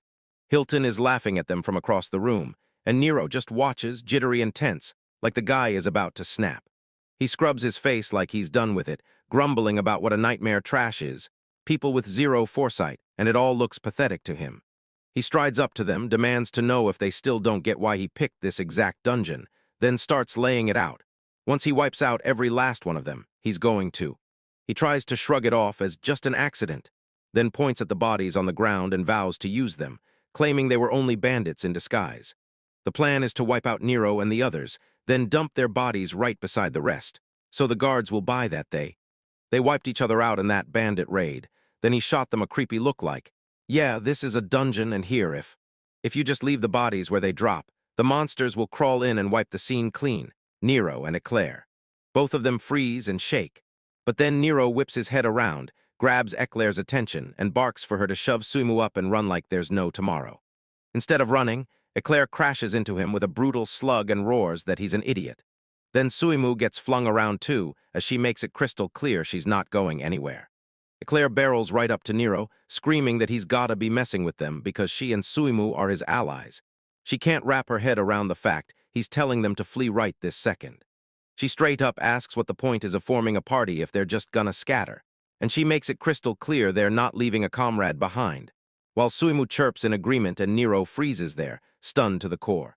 Clare screams for everyone to watch out, and just like that, a colossal blade rockets straight for them.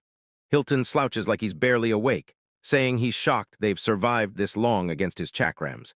Then his eyes go cold because he's done with the drama and wants this over fast.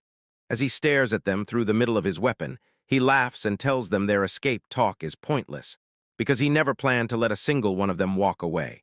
He shoots them a chilling glare and vows he'll send them all to the next world together, so they can keep each other company in hell. With blades whirling on his fingers, he smirks and calls it one last history lesson, because his crest of thrown weapons tells everyone the truth. He's a master of every projectile out there. He wastes not a single second, shouting his guided throw martial art, and hurls a storm of blades that whistle through the air. Nero lunges forward, thrusts his hand out, and snaps on a water magic spell, *** shield of the water guardian ***, as a towering wall of water erupts just in time to slam shut around the attack. Clare gapes at the shield like it's magic incarnate, blurting out that it's incredible, because she never once imagined water magic could pull off something that insane. Hilton gapes at that gigantic water shield, sweat pouring off his face, and blurts out, "Seriously, you want me to believe this is just basic water magic?" He gushes that the display is insane, but the moment he says it, a dark look snaps onto his face, and he insists there's no way he'll let them walk out of here alive now. Blades scream through the air and slam into the wall of water, yet Nero digs in, refusing to budge, so Clare stays safe. He yells for Clare and Suimu to watch it, but the attack's pressure keeps cranking up, way past what anyone can handle. A chakram rips through the defense out of nowhere, clips Nero's side, and he hisses through clenched teeth as blood bursts into the air. Suimu blurts frantic chirps as Clare shrieks Nero's name, staring helplessly while her friend gets torn apart right in front of her. Hilton only smirks as he spins up another blade, telling Nero that obsessing over his friends is exactly what keeps his own guard so weak. Clare's face flips instantly as she vows, "I'm not just someone who needs to be shielded." Then she launches into a sprint with her hammer. She dove in, slammed her giant weapon down with a thunderous explosion, and swore she'd end this fight alone. As the dust finally clears, Clare stands there, scanning the empty room like crazy, trying to figure out where that guy just disappeared to. Nero catches movement from the worst angle, screams for a clear shot up above, then Hilton is already flying across those stone walls, sprinting like his life depends on it. Clare snaps for a split second, stunned to her core that this dude is casually sprinting on the walls like it's nothing. He whips through them like a blur, then boom, he pops in right behind them while they scramble to stay ahead. Hilton gives his glasses a sharp adjustment, a creepy grin creeping across his face like he's already certain. Now the advantage is 100% on his side. He ramps up even more power, grinning as he promises them a cruel wake-up call, blades blazing as they start to burn with deadly fire. Claire's right there. Then a monstrous dark blast erupts at her feet while the attacker boasts they're taking her out first. Nero screams her name as the blast slams into him. Then his eyes lock onto what's coming next. Flaming chakrams start fusing into one gigantic weapon, and Nero's face drops when he realizes his normal shield can't possibly block a blow that heavy. He wastes no time, blasting a high-pressure water jet to smash the heat before it can win. Clare lunges to block the blast's scorching heat, screaming that it's getting way too hot as.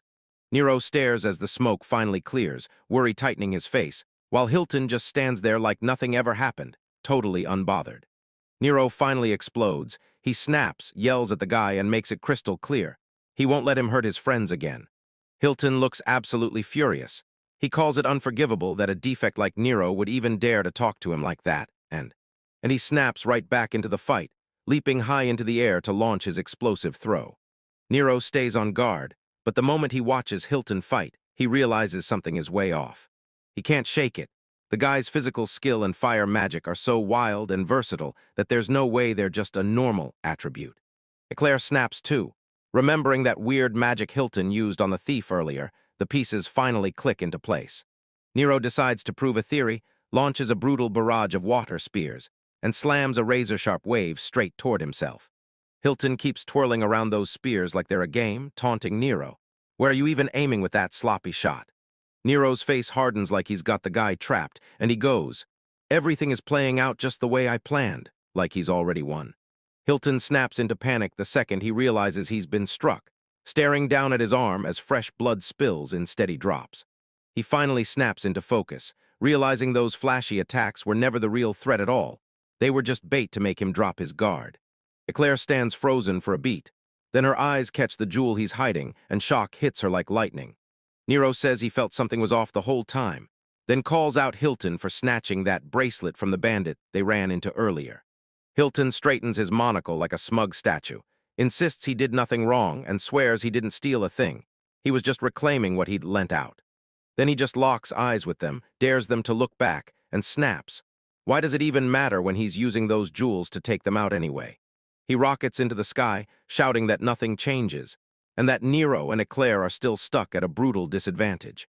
Clare won't back off. She yells over to Nero that it's time to go all in with a combo move, and Nero jerks her gaze up, finally catching the idea, and boom, she realizes a combo is exactly the thing that will finish this. Nero doesn't waste a second. He blasts his water jet and hurls a massive wall of water straight at the guy. Hilton spots it coming, glides out of the way, and brushes it off like, "It's nothing, see, I dodged it." He starts acting smug as hell, bragging that water magic is always weak, gloating that his master was right about Nero being a total letdown. But Clare suddenly lunges in, swinging her massive hammer like a wrecking ball and trying to slam the distance shut. Hilton just slips clean past her strike like it's nothing, basically telling her that every hit she throws at him is doomed from the start. He keeps taunting her, sneering that she's way too slow, and then, right when he finally looks down, he realizes he's stepped straight into the puddle Nero made.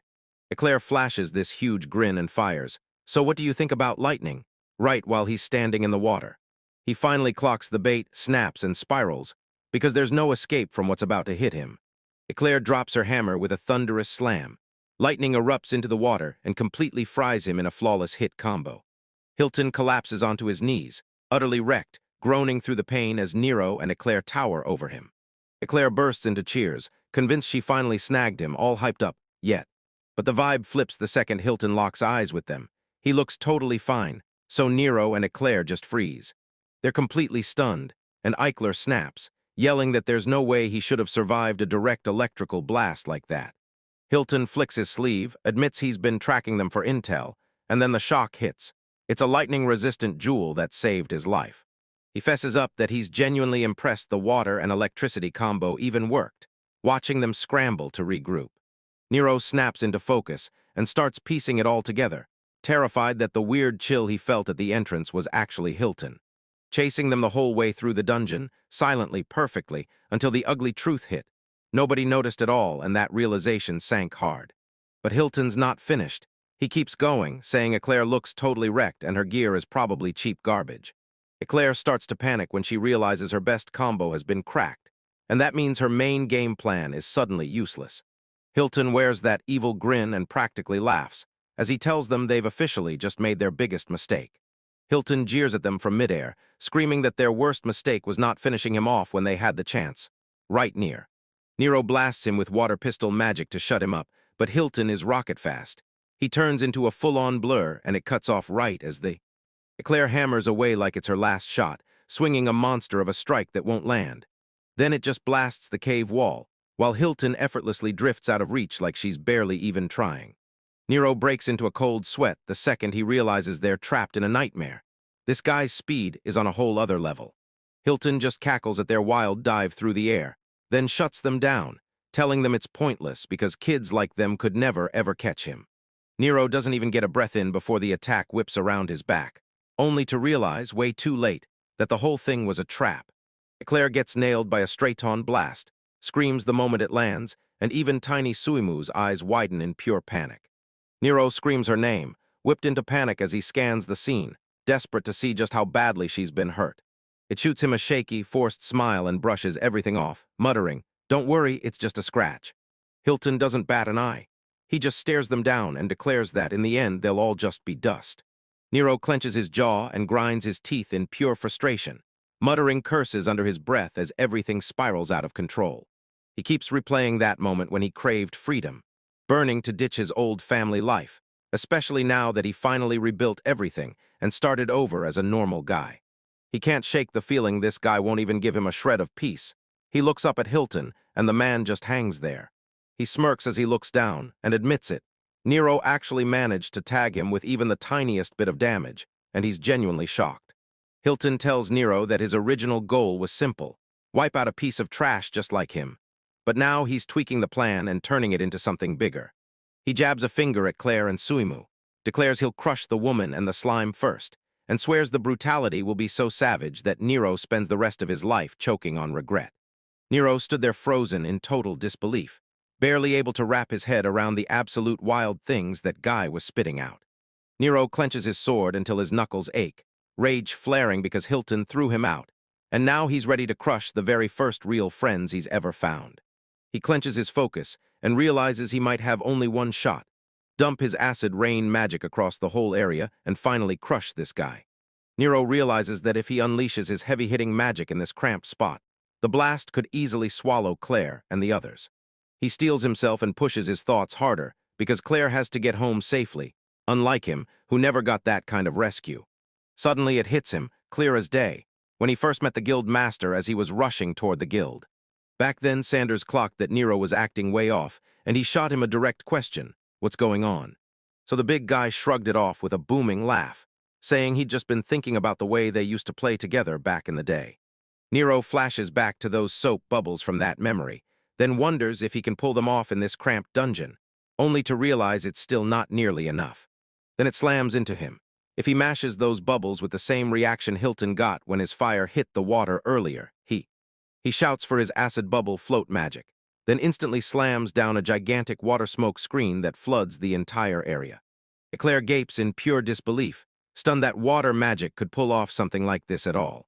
Hilton froze in total confusion, staring at that sudden, strange, warm mist that wrapped around him like it had a mind of its own. Hilton screams that none of it matters, blasting the entire plan as nothing but a desperate smokescreen. He barrels straight into the white mist, convinced he can shove his way through, then. But before he can even process it, he drops to his knees, clutching his face in shock, while Nero snaps at him that he needs to stay put. Nero just stands there like he owns the moment, casually telling everyone the whole area is packed with acidic bubbles. Leaving Hilton crumpled on the ground, he could barely even think after the trap he just blundered into. Hilton can't wrap his head around it. Nero's water magic can burn like acid, and then it clicks. The smoke was just a cover to mask the bubbles. He struts like he's fearless, then snaps that Nero's trapped too, because in all this chaos he can't even see, aim, or move. But Nero just grins and tells him, "For me, it's different, way different," leaving Hilton utterly baffled, like he couldn't even guess what that kid would pull next. He just lies there, letting the bubbles float past him, trapped in Nero's flow like he can't move a muscle. Hilton is drenched in sweat, panicking hard, and pleading for them to stop. Please, just stop. He brushes it off fast and shoots her a deal. Clare, he'll let you go, but only if you pick his side. He even goes as far as promising he'll use the Axis family's power to back her house up. But Clare isn't buying it for a second. She raises her massive hammer as energy crackles around her and screams that she'll never, ever forgive him for insulting Nero. Suimu perched on her head and she yelled, "Thor hammer," as the move began. Hilton gets hit straight on, and a brutal wave of shock rips through his body as he erupts into a gut-wrenching scream. He gets slammed backward by the impact, groaning through the pain as bubbles swirl around his wrecked body. Nero stares at the whole scene, stunned the guy is still standing after taking a hit like that. But he moves in anyway, telling Hilton to quit fighting and finally throw in the towel. Nero and Clare refuse to budge, locking in the truth. No matter how untouchable his family is, he's going to pay for what he did.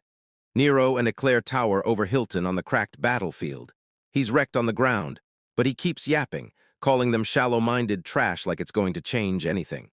He straightens his monocle and barrels forward, taking the blame for himself, swearing the mighty Axis family had zero hand in this, and that he did everything purely on his own. Hilton flashes them a smug grin and tells Nero, "If you think this is gonna be some huge moment of revenge, you're seriously being naive." But Nero doesn't even blink at the trash talk. He just shuts him down by calling every word dumb, and he couldn't care less about his excuses.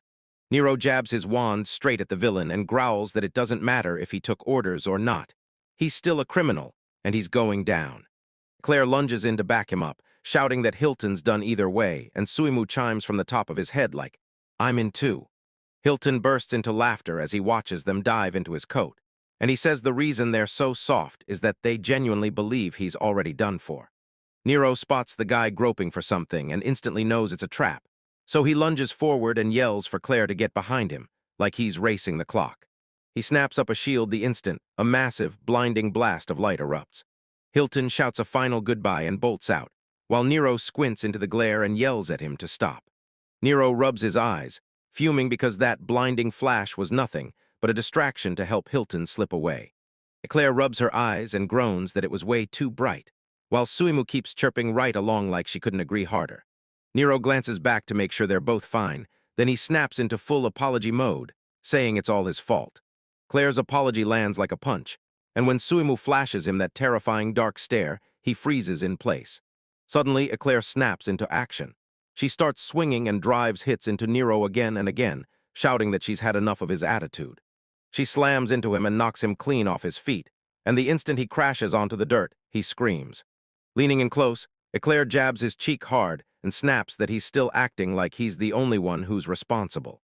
She keeps poking him and hammering the point that they formed a party, so now they've gotta face the brutal stuff together. Suimu drops in too, booping Nero's head and chirping like he's just as ticked off as Clare. Realizing just how much they care, Nero finally breaks into a smile and offers both of them a genuine, heartfelt apology. Nero flashes them a huge grin and vows he'll stop trying to do everything alone even though he's still. Clare breathes a good to hear, and then, bam, she barrels right up in his face and demands to know why he's blushing like that. Suimu keeps chirping like, "Answer me already," while Nero stumbles over his words, frantic, trying to cook up an excuse as he turns bright red.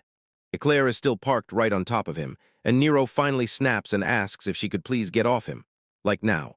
She snaps back to reality, jerks away in panic, and blurts out endless apologies, while Nero tries to reassure her. It's okay. Once everything finally settles, Nero snaps that they've got to report the whole mess to the guild, and Clare immediately jumps in like, "Yeah, it's the..." Nero basically calls it the right move. He says the other thieves were wiped out in the exact same way, so they'd better dig deeper into that dungeon before it catches them too. The rescued adventurer stares on as Nero lays it out, Before the next crew steps through, they've got to make sure the whole area is safe. Meanwhile, Hilton staggers through the cave, hand clamped on his side, limping and swearing under his breath because he's fuming because he actually got hurt by a bunch of people he can only see as pure trash.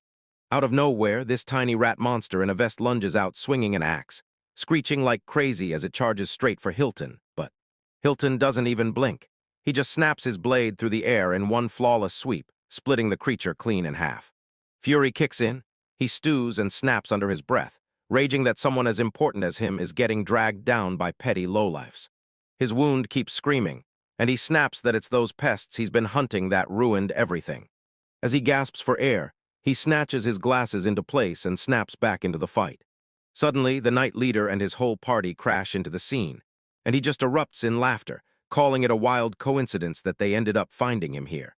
Hilton's eyes go cold, and he leans in to make them listen, because the targets they need to kill are right around the corner. He tells them, point blank, that their targets are basically wounded rabbits now, so finishing them off is going to be a cakewalk. The night leader says that's a huge relief, tells them they're seriously lucky, and Hilton immediately nods like, yeah, totally agree with you. Before he could even finish, he snapped to the group. Stop stalling, move right now, and go lock onto your targets. Hilton just stands there, totally stuck, unable to process what he heard, and lets out a confused little sound. He stares at his hands, groaning while the blood keeps pouring, his arms erect, and the pain has him trembling uncontrollably. He starts snapping, screaming at the top of his lungs, while the night leader and the whole party just tower over him, silently watching him unravel. That night, the leader wears pure smugness like a grin and tells Hilton, with your arms like that, your legendary throwing skills are trash now. Hilton sweating buckets as he stares up at them in full panic, blurting, what the hell do you think you're doing? Then it hits him, he freezes, staring at them with pure terror as he blurts, you're seriously about to betray me right now. The night leader steps up in a blur, his armored boot thundering onto the ground, and he snaps to Hilton that this kind of betrayal doesn't even deserve the word. He locks eyes with Hilton and flat out says he never saw him as a teammate, then drops that icy line like it's the final punch. Hilton just stares back, eyes bulging behind his glasses, utterly frozen. Only a low, furious curse slips out under his breath. Hilton finally snaps, screams at them one last time, whips around, and bolts away at full speed. Fiedel's hand shot up to cover his mouth as she blasted out magic, smashing him right in the face and strangling his screams mid-breath. The night leader snaps his gaze back to the guy on the ground, smirks like it's mercy, and tells him to be grateful, then walks off, leaving him to bleed out. They remind him they're still stuck in a dungeon, and right on cue, in the pitch-black darkness, glowing eyes pop up one after another. Giant monster rats loom over Hilton as he gasps for air, and the night leader coldly says these creatures that live here are going to tear him apart for dinner. The night leader glances down one final time and declares it's the perfect end for this pest. Then Hilton stays kneeling in the dark as the monsters swarm closer. A massive rat rockets forward and rips into Hilton on the spot, and in that cave, you just hear the monsters gorging until he's gone, nothing left. The sun dips low over the town rooftops, and this calm, this eerie peace, blankets everything like it's holding its breath. Nero pushes them to rush to the guild and spill every detail, and Clare just nods hard, clutching Suimu to her chest the whole time. The streets buzz with chatter about dinner plans and how work went, and Nero and Clare slip right into the crowd like they belong there as they head onward. They brush past a group of dudes gabbing about the huge job they've got lined up for the day, while the two of them just keep pressing forward, like it's any normal evening for everybody else. Right in the middle of the crowd, Nero suddenly slams on the brakes. Something flashes his attention, and he's left completely off guard as his eyes go wide, and he just stares as two strangers drift past, completely frozen in place. Clare clocks it instantly and asks what's wrong, but Nero can't look away, locked on. He spots the crest on those people, spins around in a flash, and yells at them, slamming to a stop right in front of a man swinging a hoe. And as the woman keeps pace beside him, the guy glances over, baffled, and asks, do you need something? Nero tries to play it cool, but the nerves are screaming, and he blurts out a shaky request, asking if he can take a look at their crests, and right before they can even get creeped out, he slams into a bow and yells that he's a total crest fan. Then the two strangers just freeze, staring like, wait, what's up with the... They end up sticking up for the weird kid, then hold out their hands like, look, just crests, and shrug it off as the same old wind and hoe symbols. So the So the woman raises her hand and asks, straight up, if he really thinks a common wind crest is worth staring at. And Nero locks eyes on it with a serious face, like he's about to say something, but the guy just shrugs it off and cracks that his crest is only fit for digging up dirt on some farm. Meanwhile, Nero's got zero satisfaction on his face. He locks eyes with the man, desperate and trembling, and demands, "So that's really the only crest you've got?" The woman grins, apologizes to Nero like she's crushed his hopes, and then points at her hand, because that crest is all she's got. She asks if Nero really came hunting for a hybrid crest or something, while Clare sprints after him, yelling, "Nero, why'd you just bolt like that?" Nero's clearly rattled, stammers out an apology for the sudden dash, so he dips into a deep bow to those two strangers, thanking them like crazy for all the help, despite the fact he'd just lunged at them. The dude with the hoe just flicks it away and tells me, "It's fine," then walks out like nothing happened, leaving me staring after him. Nero nervously laughs it off, tells them goodbye, and then swears to himself he's just overreacting about the crest colors, because for a split second, he's convinced he saw it flicker to black.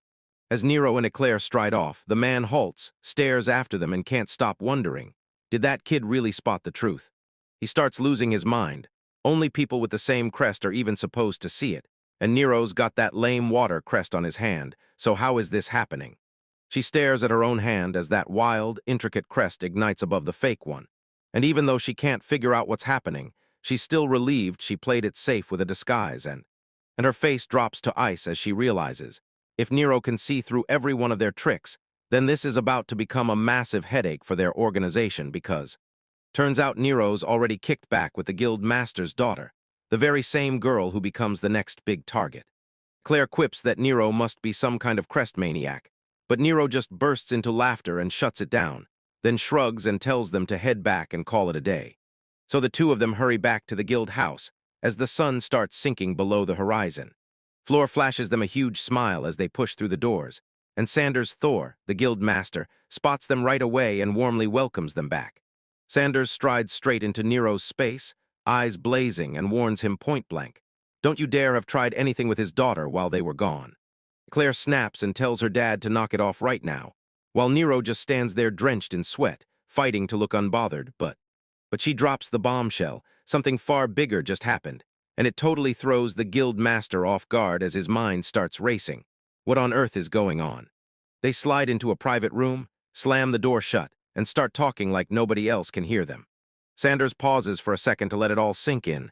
He even admits he'd known from the start that Nero was hiding something, but he never once guessed that the kid was actually tied to the legendary Axis family. Clare is still reeling from the news, while Nero drops his gaze and finally apologizes to both of them for hiding his true identity for so long. Sanders leans back, tells Nero straight up that the guild barely cares about an adventurer's past unless it blows up into a massive problem, so he won't start any drama over the secret. But the guild master's stunned. How on earth would someone boot Nero from their party just to turn around and hunt him down later? Rage keeps boiling over. He clenches his teeth and swears he'll never forgive them for dragging his daughter into their mess and risking her life. He makes it clear, the Axis family are legendary mage bloodlines, so you don't just swing at them and assume you'll come out on top. Sanders decides it's time to launch a real investigation. Dig up any proof or bodies those thieves might have left behind that could tie it back to the family. Even so, he can't shake the brutal truth. Those local monsters probably already tore through whatever evidence was left. He tells Nero to stay sharp, watch his own back, and brace, because from here on out, he's taking care of all the heavy lifting. Clare jumps right in, tells her dad he's actually solid when things get serious. Then she pauses like she's about to drop the real truth. But Sanders shrugs it off like it's nothing, even while he's picking his nose. So yeah, it basically screams that she's the one who's going to protect Nero anyway. She swings back to Nero with a massive grin and declares, right then and there, that they're officially throwing a party together. Sanders stares hard as he runs the situation back, locking in the truth. Nero is the one that family is targeting. Clare doesn't fold. She faces her dad and warns him that if he tries to make them quit now, it'll be her who's furious. Sanders finally cracks a grin and admits it like, yeah, danger's just the cost of doing this, because when you're an adventurer, that's the whole deal. Clare nods and instantly yanks Nero away, telling him they should grab something to eat together. Sanders just stands there, stone cold and terrifying, his face twisted in disbelief like he can't wrap his mind around what's happening. He snaps and roars at the top of his lungs, blasting Nero with a fierce warning. Don't you dare lay a hand on his daughter. Nero snaps back that he's not backing down, while Clare just exhales, stuck watching her dad suffocating over protection. Night drops over the town, and the whole crowd heads out for the night, moving on. Nero looks totally swamped by how fast everything's spiraling, blurting out, "Wait, were we really just talking about food?" Clare grabs his attention and says, "This is our first day as a party, so we're heading out to celebrate and really get to know each other." Clare jabs a finger down the street, and even Suimu can't hide how thrilled she looks about the pic as they barge through the swinging tavern doors, and the waitress on the floor greets them with a bright, cheerful welcome. The place is jammed, so the waitress rushes in, lays out what's going on, and asks if you two are cool with sharing a table. Clare shrugs it off and says she doesn't care at all, while the guy already seated nearby jumps in, cheers for them, and thanks them for coming. A waitress strides over to a crowded table and asks if they're cool with more people sliding in. Then, at the table, some guy shrugs like it's nothing. Then Nero and Clare freeze dead in their tracks when Nero clocks exactly who's sitting there, the night leader snaps his head up, his face blazing with pure annoyance. The waitress tells everyone to enjoy their meal, then walks off, leaving the two groups locked in a silent stare-down. Fia rockets up from her seat and screams Nero's name, like she's in shock that he's really standing right there. Serena calls it a wild coincidence, until the night leader of all people just glares and hates that they showed up. Eichler sizes up the strangers and demands Nero explain, are these guys really his friends? Nero fidgets hard, then blurts out that yeah, they know each other for sure. Sophia bursts in with a grin and tells everyone she used to be Nero's party member. Claire's jaw drops. She can't believe her eyes, asking if these are really the hero's party Nero used to be part of. Nero tries to patch things up on the spot by introducing Clare, claiming she's the one he's adventuring with now. Then the fear hits the group, cutting him off mid-words. Sophia's smile turns razor-sharp as she says Clare, again, and the way she talks makes it painfully clear they're closer than anyone expected. That stare on Fia's face is so intense Nero's gut drops. He can't stop thinking, why does her smile feel like it's freezing my blood? Nero tries to flip the vibe, saying, it's been ages and Clare is brand new, so let's quit dragging the past and leave it to die like water under the bridge. And he even tries to laugh it off with a pun, water under the bridge, because he's got a water crest like that somehow makes it all funny. Every head at that table locks on him, and the silence is so heavy the whole room turns awkward in an instant. Nero's sure he totally bombed, but Clare finally gets it and jumps in, telling him it actually makes sense because of his crest.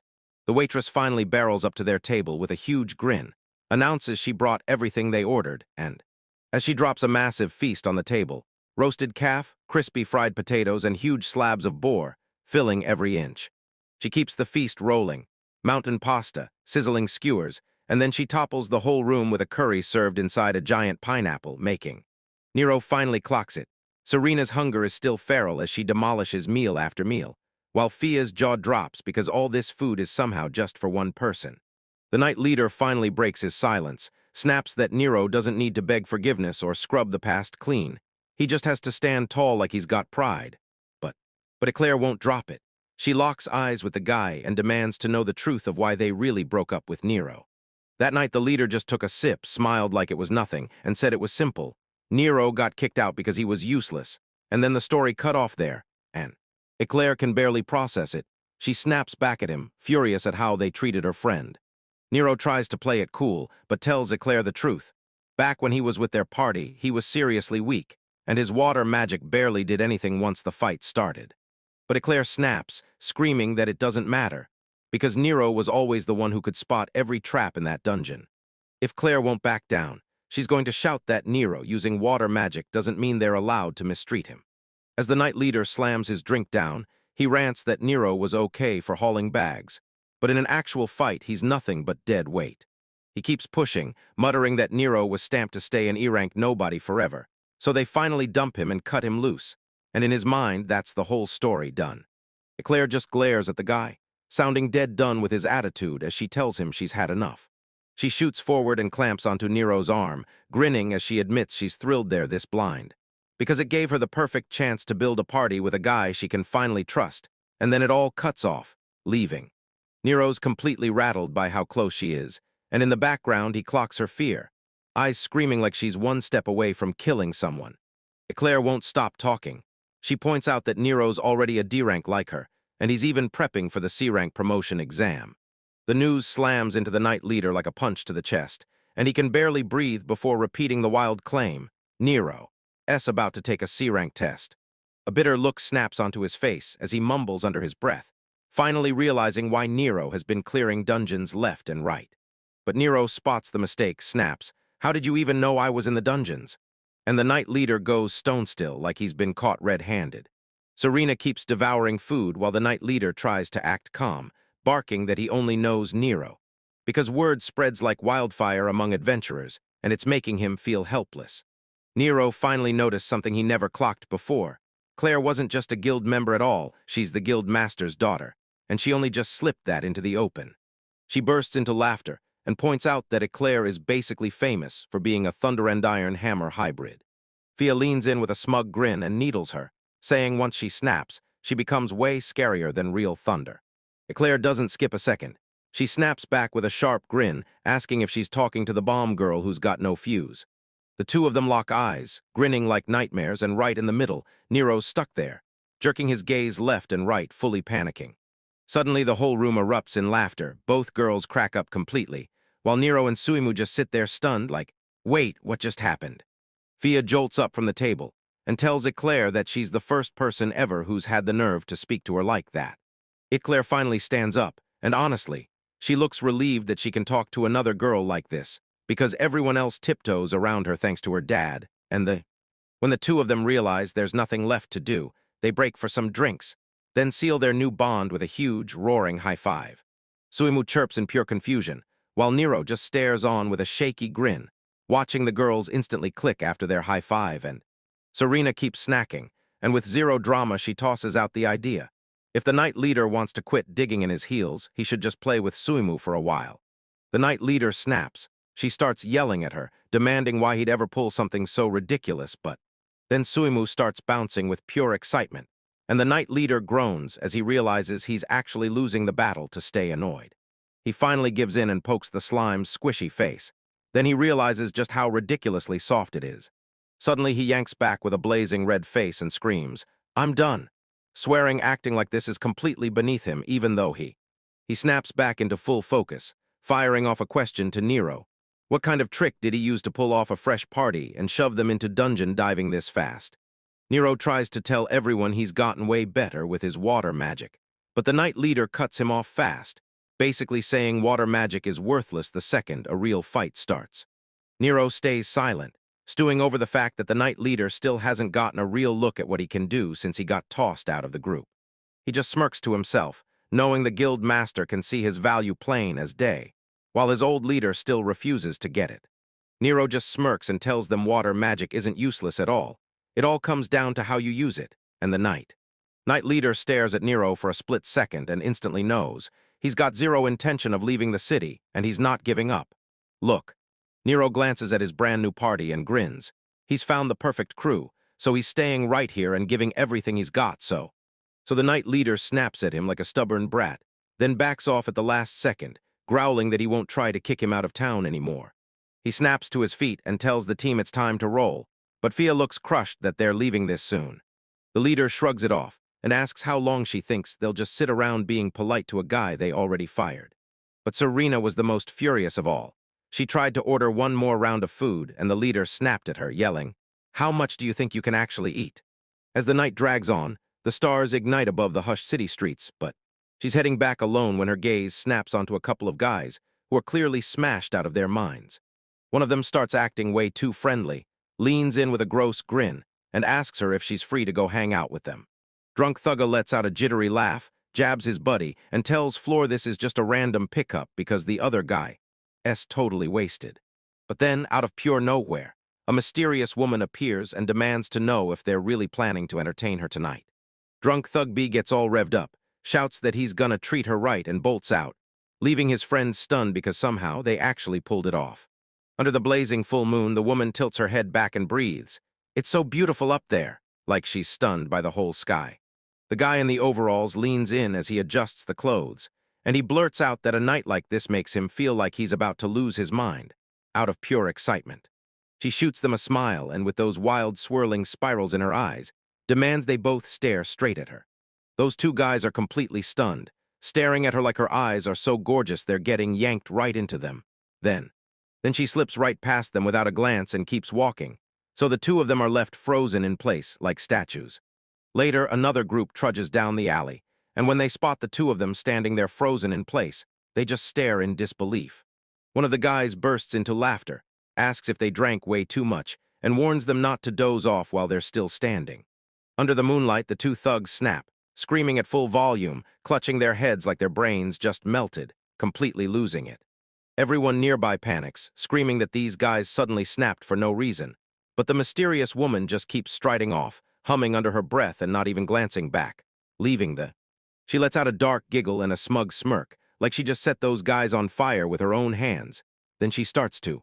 Then she lifts her hand toward the moon, revealing a creepy black mark on her skin and blurts out, almost daring the night, how many more people she's about to drive insane tonight.